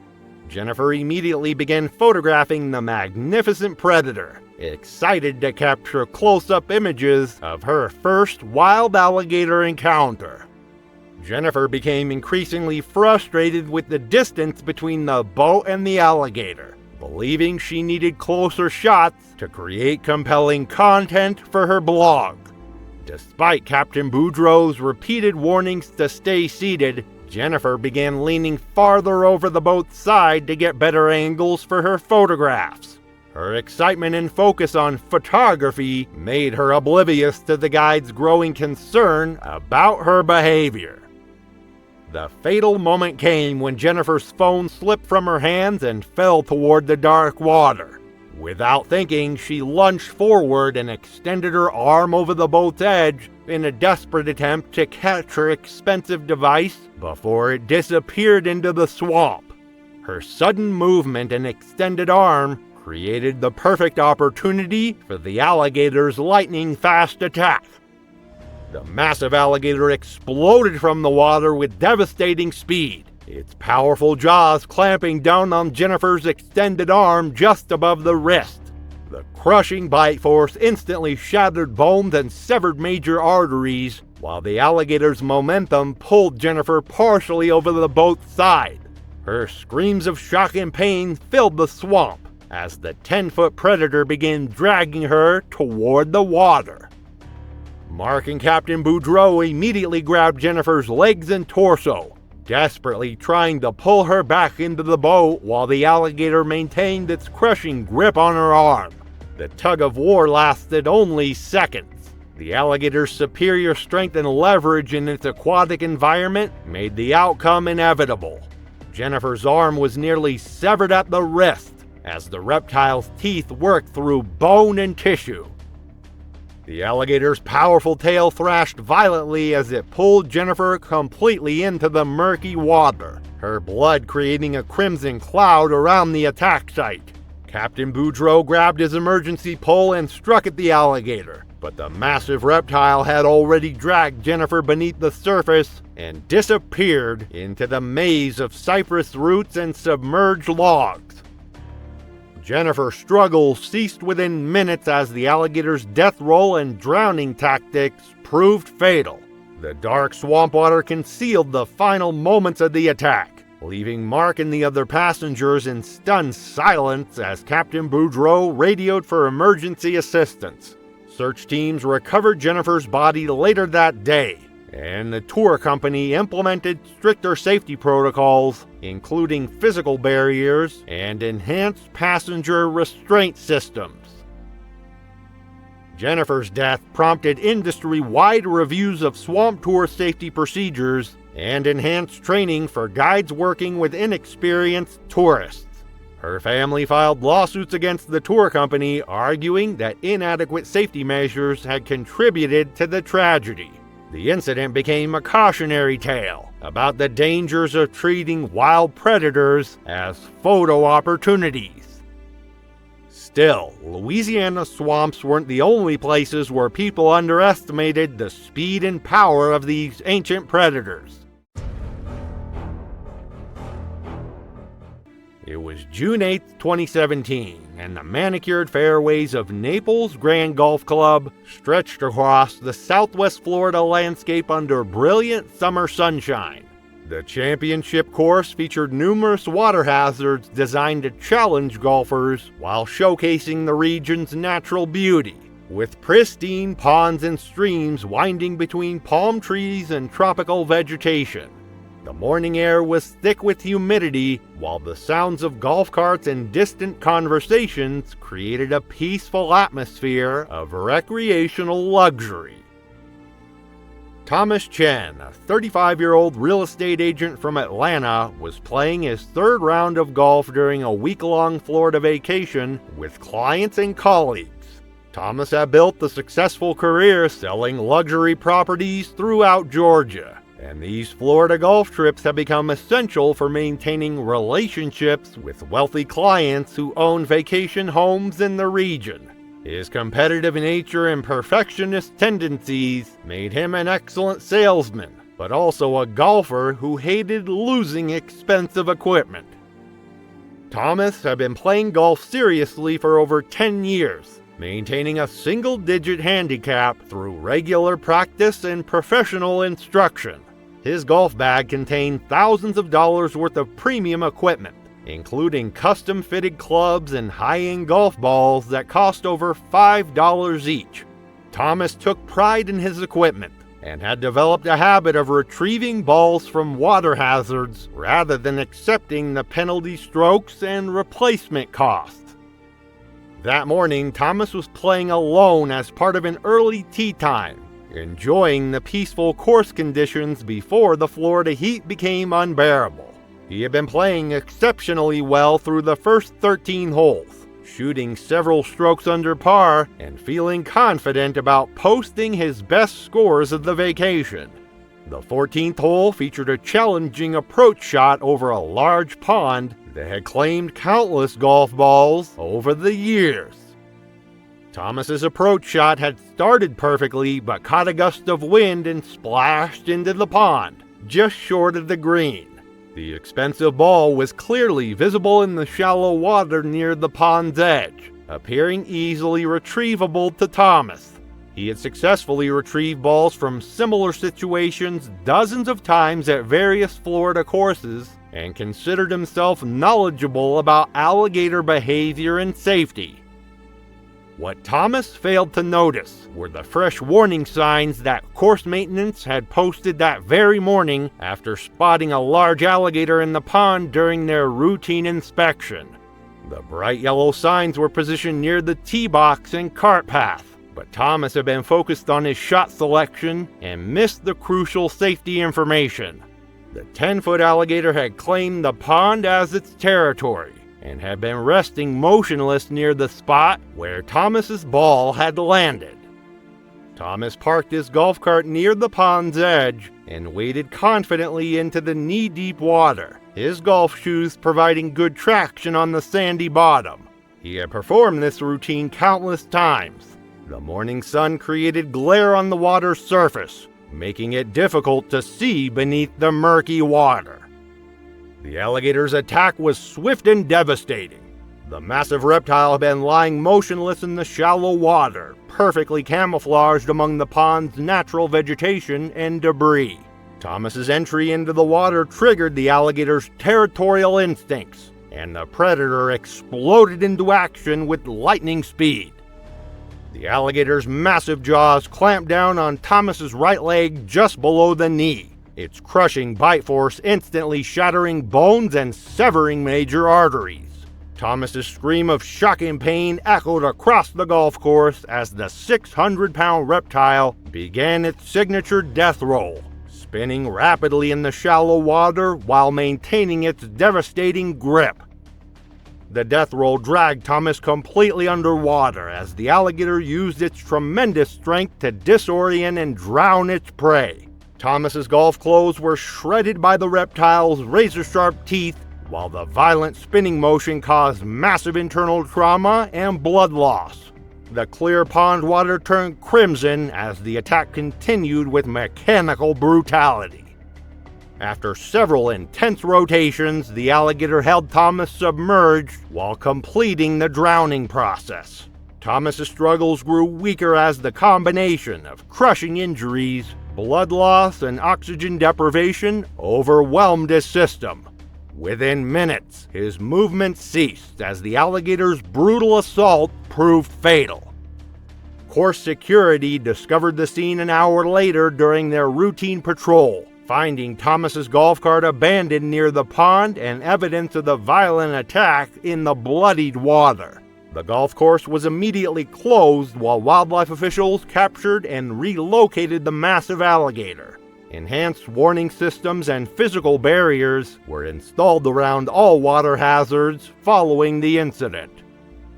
Thomas's death sent shockwaves through the golf community and prompted industry-wide reviews of safety protocols at courses in alligator habitat. His family filed lawsuits against the golf course, arguing that inadequate warning systems had contributed to the tragedy. The incident became a cautionary tale about the hidden dangers lurking in Florida's seemingly peaceful recreational environments. It was September 12, 2014, and the pristine waters of the Mayaca River wound through southwest Florida's wilderness like a ribbon of liquid glass under the late summer sun. The ancient waterway, flanked by towering cypress trees and dense palmetto undergrowth, provided a corridor through some of Florida's most untouched natural habitat. Spanish moss draped from massive oak trees, creating a canopy that filtered the afternoon light into dancing patterns on the water's surface, while the calls of herons and ibises echoed through the humid air. Amanda Foster, a 31-year-old registered nurse from Tampa, was enjoying her monthly kayaking adventure with her husband Steve, a tradition they had maintained for over 3 years. Amanda worked long shifts at Tampa General Hospital's emergency department, and these weekend river trips provided essential stress relief from her demanding career, saving lives in one of the city's busiest trauma centers. Her Instagram account with 1,800 followers documented their outdoor adventures throughout Florida's state parks and waterways. Amanda had discovered kayaking during her nursing school years as a way to maintain physical fitness and mental health during the intense academic program. Her natural athleticism and competitive spirit had made her an accomplished paddler, capable of navigating challenging water conditions that intimidated less experienced kayakers. She and Steve had explored dozens of Florida rivers and springs, building expertise in reading water conditions and wildlife behavior. That afternoon, the couple had launched their kayaks from the Mayaca River State Park boat ramp, planning to paddle upstream through a section of river known for its pristine wilderness and abundant wildlife.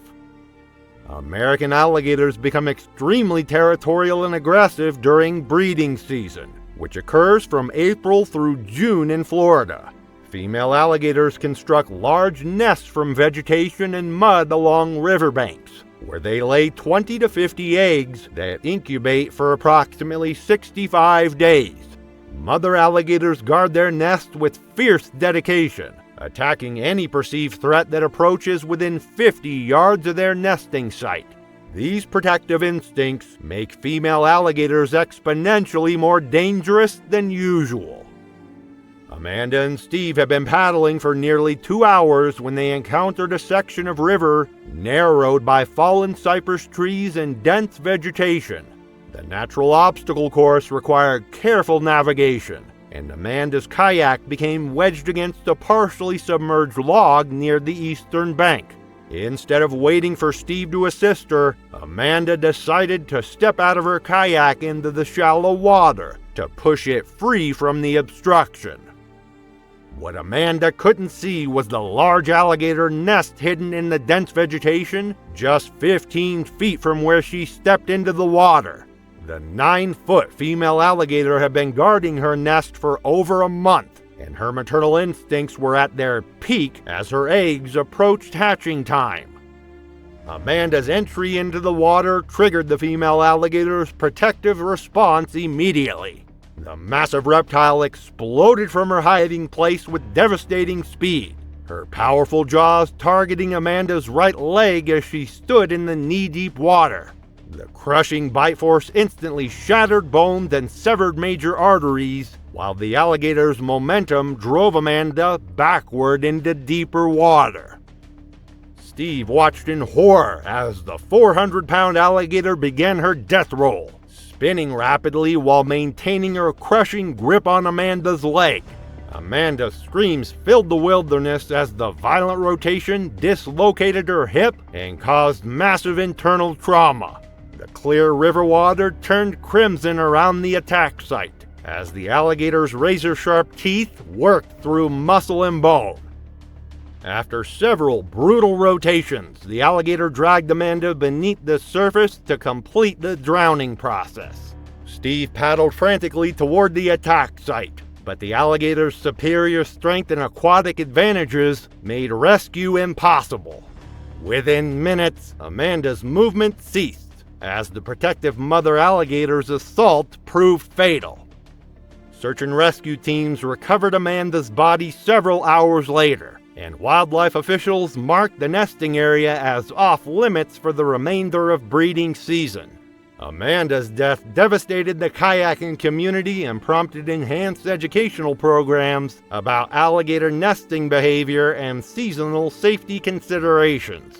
The state park implemented new warning systems and seasonal closures for sections of river with active nesting sites. Steve established a foundation promoting water safety education, ensuring Amanda's dedication to helping others would continue through enhanced protection for outdoor enthusiasts. It was November 3rd, 2018, and the pristine waters of Biscayne Bay stretched endlessly across the South Florida landscape under brilliant autumn sunshine. The massive estuary, covering over 400 square miles between Miami and the Florida Keys, was alive with marine life and bordered by dense mangrove forests that provided critical habitat for countless species. The crystal clear water revealed seagrass beds and coral formations, while pelicans and frigate birds soared overhead in the warm tropical air. Carlos Rodriguez, a 28-year-old freelance photographer from Miami, had driven to a remote section of the bay seeking images of American crocodiles for a National Geographic submission. Carlos had built a following of 3,400 Instagram followers through his dramatic wildlife photography, specializing in close-up shots of Florida's most dangerous predators. His portfolio included stunning images of alligators, venomous snakes, and sharks that had earned recognition from several wildlife magazines. Carlos had been pursuing wildlife photography professionally for 2 years, building his reputation through fearless approaches to dangerous subjects that other photographers avoided. His Cuban-American heritage had given him a deep appreciation for South Florida's unique ecosystems, and he took pride in documenting species that most people would never see in the wild. Carlos had invested thousands of dollars in professional camera equipment and underwater housing systems. That morning, Carlos had received reports from park rangers about a massive American crocodile that had been spotted basking on mudflats in a remote section of Biscayne Bay. American crocodiles are much rarer than alligators in Florida, making them highly sought-after subjects for wildlife photographers. Carlos had been trying to photograph this particular species for months, and saw this as his opportunity to capture award-winning images. American crocodiles are significantly more aggressive and territorial than their alligator cousins, with adult males reaching lengths of 15 feet and weights exceeding 1,000 pounds. These apex predators inhabit saltwater and brackish environments throughout South Florida, where they establish territories that they defend with extreme violence. Unlike alligators, crocodiles are more likely to attack humans who enter their domain, and they possess superior speed and agility both in water and on land. Their narrow snouts are filled with razor-sharp teeth designed for gripping and tearing, while their powerful tails can deliver devastating blows. Carlos had been photographing from the mangrove shoreline for over an hour when he spotted the massive crocodile basking on a mudflat approximately 100 yards away. The 13-foot male was an exceptional specimen, easily the largest crocodile Carlos had ever encountered in the wild. His excitement at finding such a magnificent subject overrode his usual caution about maintaining safe distances from dangerous wildlife. Determined to capture ground-level shots that would showcase the crocodile's impressive size and prehistoric appearance, Carlos began wading into the shallow saltwater. The muddy bottom provided uncertain footing, but Carlos was focused entirely on his photography and failed to recognize that he was positioning himself between the crocodile and the deeper water that represented its escape route. The massive crocodile had been monitoring Carlos's approach with growing agitation, its territorial instincts triggered by the human's persistent presence in its domain. When Carlos moved into a position that blocked the reptile's access to deep water, the crocodile's defensive behavior shifted to aggressive action. The ancient predator recognized Carlos as a threat that needed to be eliminated immediately. The crocodile's charge was explosive and terrifying. The 1,200-pound reptile launched itself from the mudflat with surprising speed, its powerful legs propelling it across the shallow water directly toward Carlos's position. Carlos attempted to retreat but slipped on the treacherous mud and fell backward into the water, his expensive camera equipment scattering across the bay floor. The massive crocodile's jaws clamped down on Carlos's torso with devastating force, its crushing bite pressure instantly fracturing ribs and puncturing vital organs. Carlos's screams echoed across the empty bay as the crocodile began its death roll, spinning violently while maintaining its grip on his body. The saltwater turned crimson as the reptile's razor-sharp teeth worked through muscle and bone. The death roll continued with mechanical precision, each rotation causing additional trauma while the crocodile's powerful tail thrashed violently in the shallow water. Carlos's attempts to fight back were futile against a predator that had perfected its killing technique over millions of years of evolution. The combination of crushing injuries, blood loss, and drowning quickly overwhelmed his system. Within minutes, Carlos's struggle ceased, as the massive crocodile's brutal assault proved fatal. The ancient predator remained motionless in the bloodied water, guarding its territory while park rangers responded to reports of screaming from other visitors who had heard the attack from a distance. Wildlife officials found the scene an hour later, recovering Carlos's body and damaged camera equipment from the shallow bay. The massive crocodile was monitored but left in its natural habitat, as it had been defending its established territory within the protected ecosystem. Additional warning signs were posted at photography access points throughout the area. Carlos's death sent shockwaves through the wildlife photography community, and prompted enhanced safety education for photographers working with dangerous species. His family established a scholarship fund for aspiring wildlife photographers, emphasizing the importance of respecting wild animals and maintaining safe distances. The incident became a cautionary tale about the dangers of prioritizing dramatic shots over personal safety.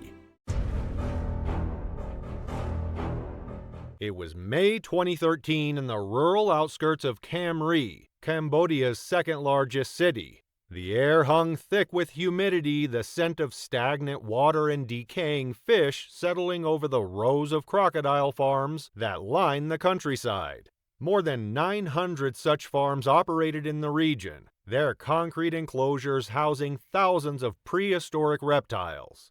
The farmers knew the risks, but the industry had sustained their families for generations. Luan Nam had been part of this world for decades. At 72 years old, he had built his farm from the ground up, his enclosures housing more than 40 crocodiles. His business had seen better days. Years ago, a single adult female could fetch over $500, but now the price had dwindled to a mere fraction. The industry was changing, demand fluctuating, but Luan remained steadfast. He was the president of the local Crocodile Farmers Association, a position of honor among those who wrestled daily with nature's deadliest creatures. He had survived close calls before, but experience did not equate to invincibility. Crocodile farming was not like raising cows or pigs. These were apex predators confined in overcrowded pits, their primal instincts intact despite years in captivity.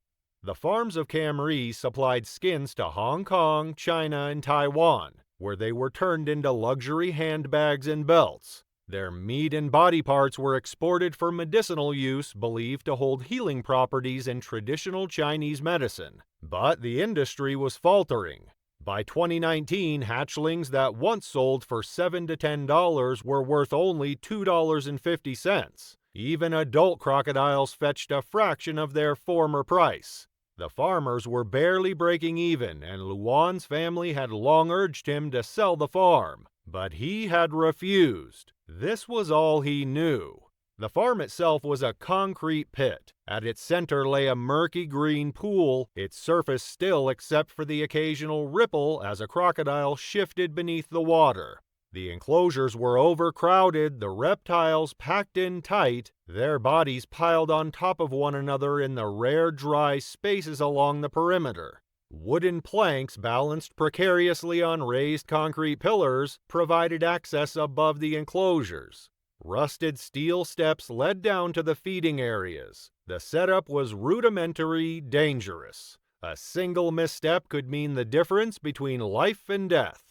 Luan worked with practiced efficiency. Every day he tossed dead fish and chunks of meat into the enclosures, the sound of snapping jaws and splashing water echoing against the cold concrete walls. He had grown accustomed to the sight of blood, to the constant fights that broke out as the crocodiles lunged at one another, their instincts untempered by captivity. But the greatest danger came not from feeding time, but from the nesting cages. Female crocodiles laid their eggs between February and May, fiercely guarding them against any threat. Their nests, hidden in metal cages within the enclosures, held clutches of up to 20 to 60 eggs, each one a valuable commodity. The eggs were sold to other farms or exported to Chinese buyers who paid premium prices. Extracting them was a delicate task, one Luan had performed countless times. He carried only a wooden stick for protection, a fragile defense against creatures capable of crushing bone in a single bite.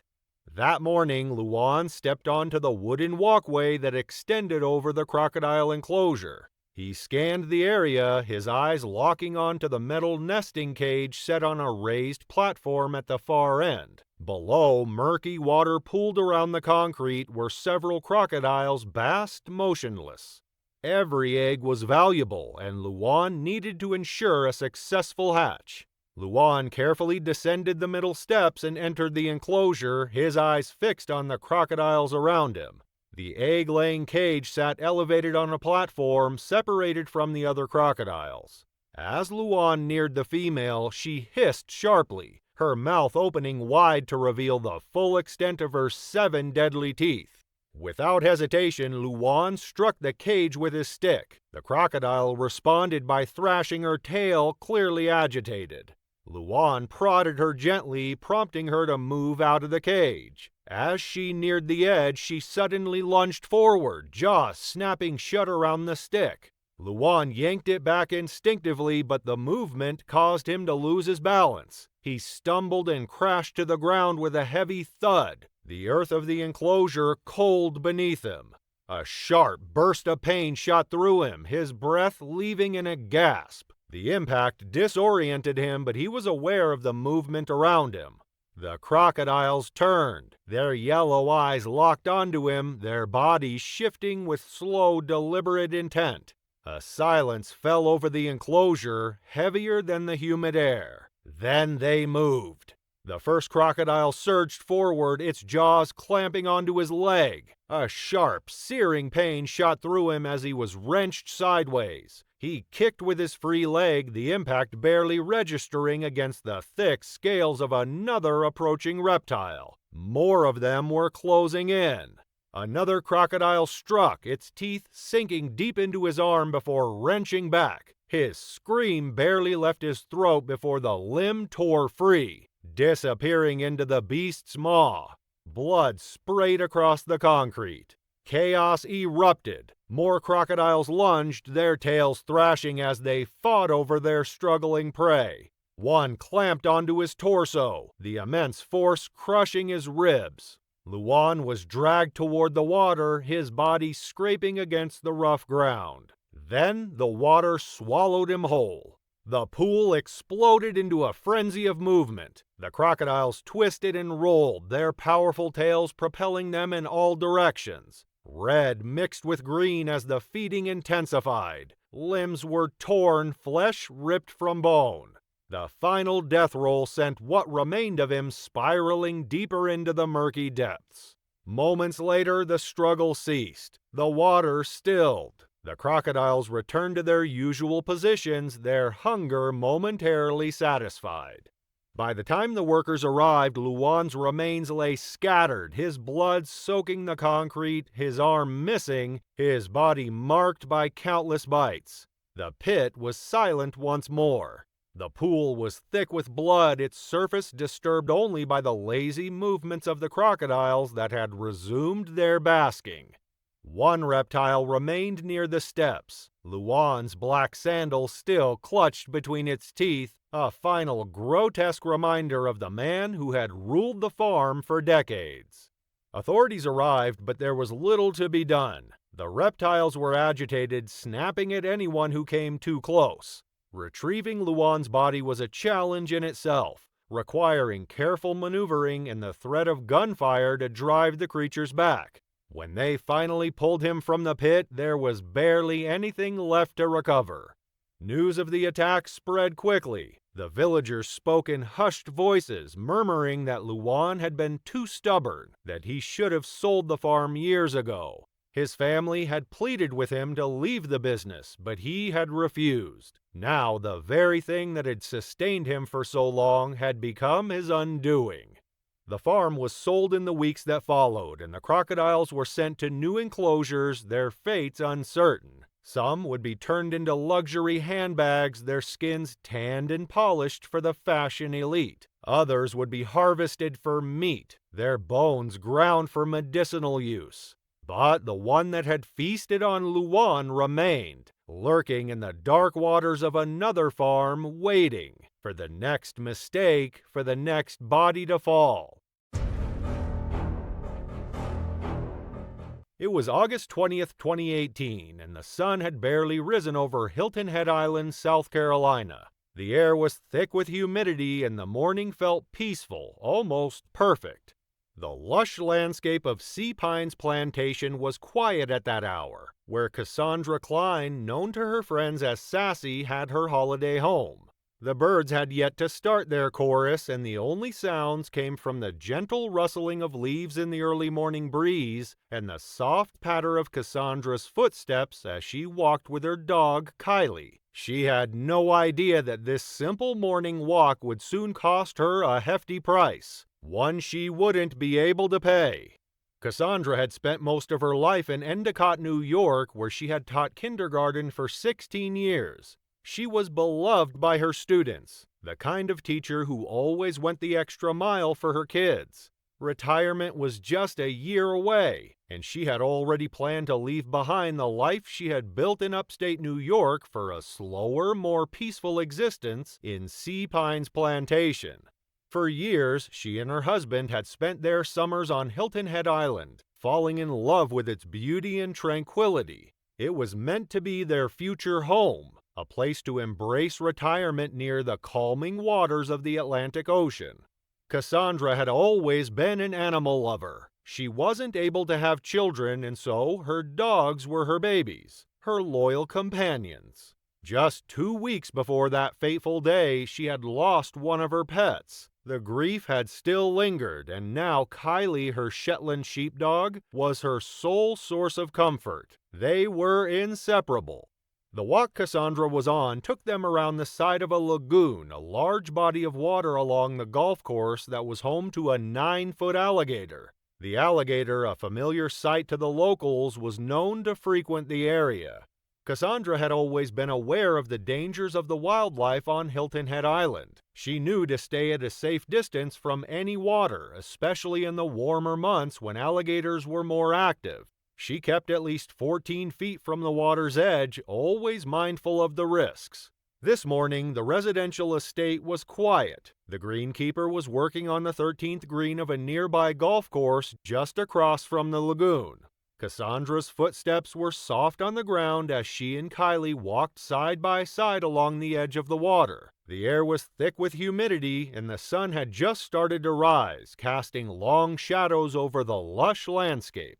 The alligator had been lurking in the murky water. Its dark, textured skin blended seamlessly with the shadows, and only its knobby head and eyes were visible above the surface. It was still, waiting for the vibrations that would signal the approach of potential prey. Cassandra, unaware of the predator's proximity, continued her walk with Kylie sniffing at the undergrowth and occasionally darting toward the edge of the lagoon. The sounds of her paws crunching the grass caught the alligator's attention. It moved quickly. In an instant, the alligator lunged, its jaws snapping at the leash attached to Kylie's collar. The dog, startled, scrambled backward, but the alligator had already grabbed the leash, pulling Kylie toward the water. Cassandra screamed and her heart pounded as she rushed to save her pet. She had always been devoted to her animals, and in that moment, instinct took over. She sprinted toward the water, not thinking of her own safety, but only of Kylie's. The greenskeeper, hearing the commotion from across the lake, looked up. He saw the struggle from across the lagoon as Cassandra fought to free Kylie from the alligator's grip. It was a desperate tug of war, the predator's powerful jaws pulling hard while Cassandra yanked on the leash trying to save her dog. Both Cassandra and Kylie were being dragged closer to the water's edge. Cassandra managed to unclip the leash from Kylie's collar and the dog scrambled to safety. But the moment she was free, the alligator swung its head toward Cassandra. In one swift motion, it latched onto her leg, its powerful jaws clamping down on her flesh. The force of the bite pulled Cassandra further into the water. She screamed, but her cries were drowned out by the sounds of splashing water and the frantic barking of Kylie from the shore. The greenskeeper, now realizing the severity of the situation, pulled out his phone and dialed 911. As the operator dispatched emergency services, the greenskeeper watched helplessly as Cassandra was pulled further into the water. His heart raced as he saw her disappear beneath the surface, the water turning murky and dark as the alligator clung to her. Kylie, from the safety of the shore, barked frantically, but Cassandra's struggle grew weaker. Underwater, Cassandra fought for her life. She kicked and punched the alligator, but the predator's hold on her leg was unyielding. Her vision blurred as she felt herself sinking, her lungs burning for air. In less than a minute, Cassandra's fight came to an end. She slipped into unconsciousness, her body going still beneath the water's surface. The greenskeeper, watching from the shore, could do nothing but pray for a miracle. By the time emergency services arrived, it was too late. The alligator was subdued and euthanized by the responding team, and Cassandra's body was pulled from the water. The EMTs immediately began CPR, but their efforts were in vain. Despite their best attempts, Cassandra had drowned, her body showing signs of the brutal struggle she had endured. Kylie the dog was unharmed. She sat on the shore, her eyes locked on the spot where Cassandra had vanished beneath the water. When Cassandra's family was informed of the tragedy, they were devastated. Her mother, who had been at work when the news broke, could not comprehend that such a freak accident had claimed her daughter's life. Her sister, who broke the news to her mother, was equally shaken. They had lost someone who had been full of life and love, a woman who had dedicated herself to teaching and caring for those around her. To lose her so suddenly was beyond belief. Her colleagues at George Johnson Elementary School in Endicott were devastated. Cassandra had been more than just a teacher, she was a friend, an inspiration, and a source of warmth for everyone around her. Her students adored her for her infectious smile and tireless dedication to their success. At her funeral, stories of her kindness and impact filled the room, while her body, badly damaged by the crocodile, lay as a grim reminder of her tragic end. It was September 2005 on the remote and rugged Groot Island, located approximately 30 miles off the coast of Northern Territory, Australia. Russell Harris, born and raised in the UK, had long dreamt of adventure. He had traveled the world before settling in Australia, where he met and married Jennifer. Together, they sought out the warmth of Northern Australia, as Russell had secured a position with the Anglo-American mining group BHP Billiton. His job as a technical services superintendent brought them to the vast, mostly untouched island. Groot Island, Australia's fourth largest, was a haven for wildlife and home to one of the richest manganese reserves in the world. Despite the rough and largely barren terrain, it offered a promising opportunity for Russell. Groot Island, with its stunning coastline, was surrounded by some of the most pristine turquoise waters imaginable. While the island was home to many Aborigines, particularly the Warramunga people, it was also a paradise for the birds and animals that called it home. It boasted 83 bird species and was a nesting ground for green and hawk-billed turtles. Despite the island's heavy mining on the western side, it remained an undiscovered sanctuary of sorts.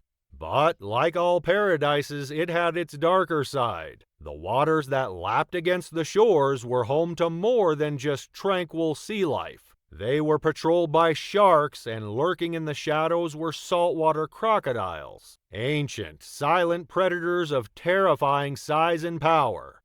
On this particular day, Russell and Jennifer were joined by another couple, both of whom worked with Russell at the mining company. The four of them decided to take a day trip to Picnic Beach, a scenic and secluded area located in the northeast of the island.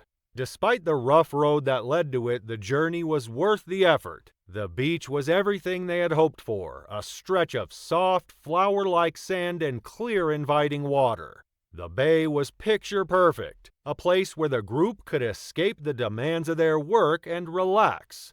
Jennifer and her friend stayed behind on the sand, while Russell and his companion decided to explore the water.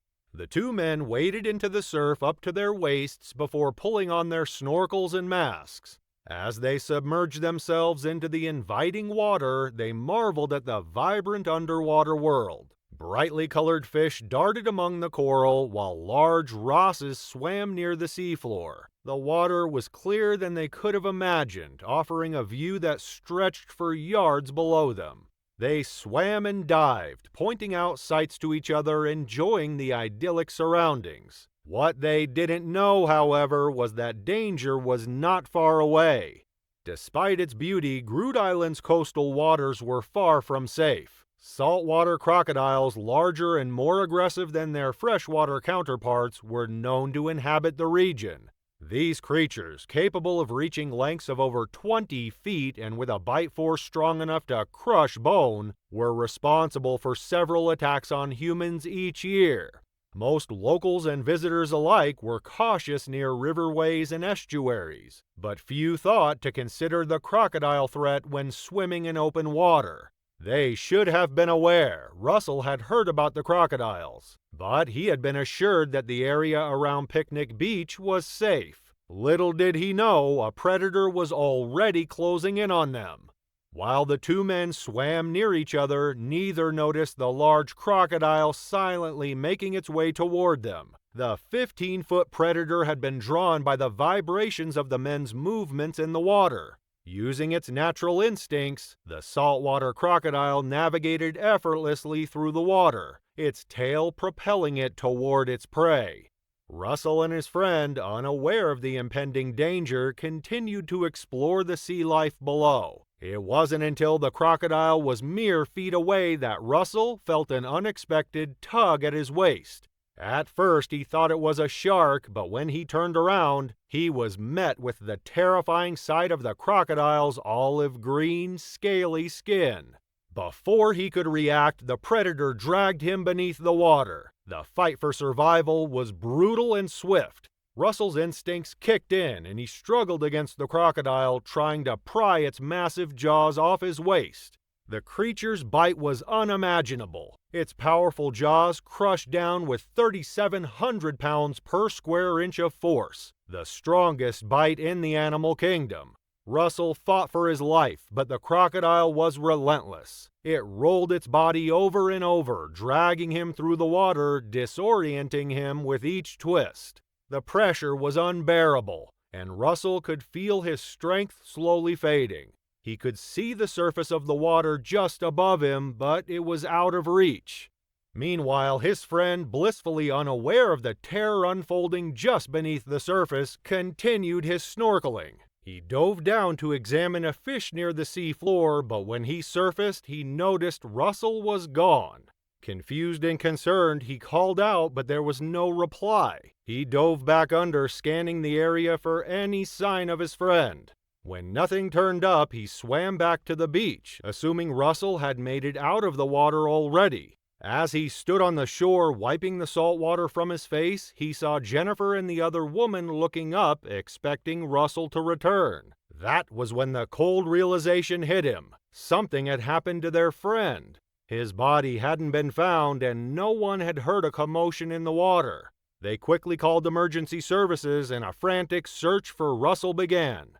Hours passed, and the search for Russell took on a sense of urgency. The authorities dispatched boats while the police flew overhead in a plane, searching for any sign of the missing man. As the hours stretched into the night, the possibility of Russell's disappearance being due to the strong currents of the ocean was raised. Had he been attacked and taken by a predator like a shark or crocodile, or had he drowned?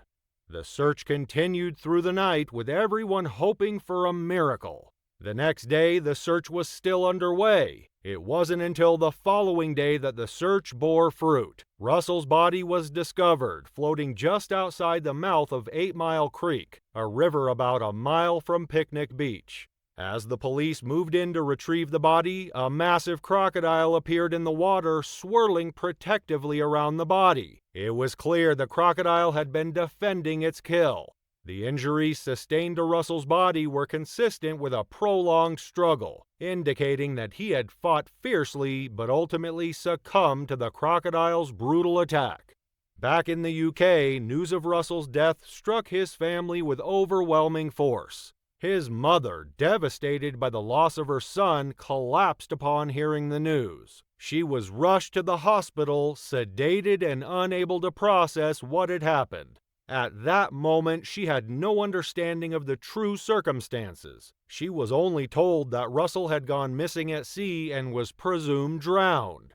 Russell's sister flew to Darwin to identify his body, struggling to accept the harsh reality. It wasn't until his remains were examined and authorities completed their investigation that the full truth emerged. Russell had not simply drowned, he had been attacked by a crocodile. The revelation sent a wave of shock through his family, amplifying their grief as they learned the horrifying details of his final moments.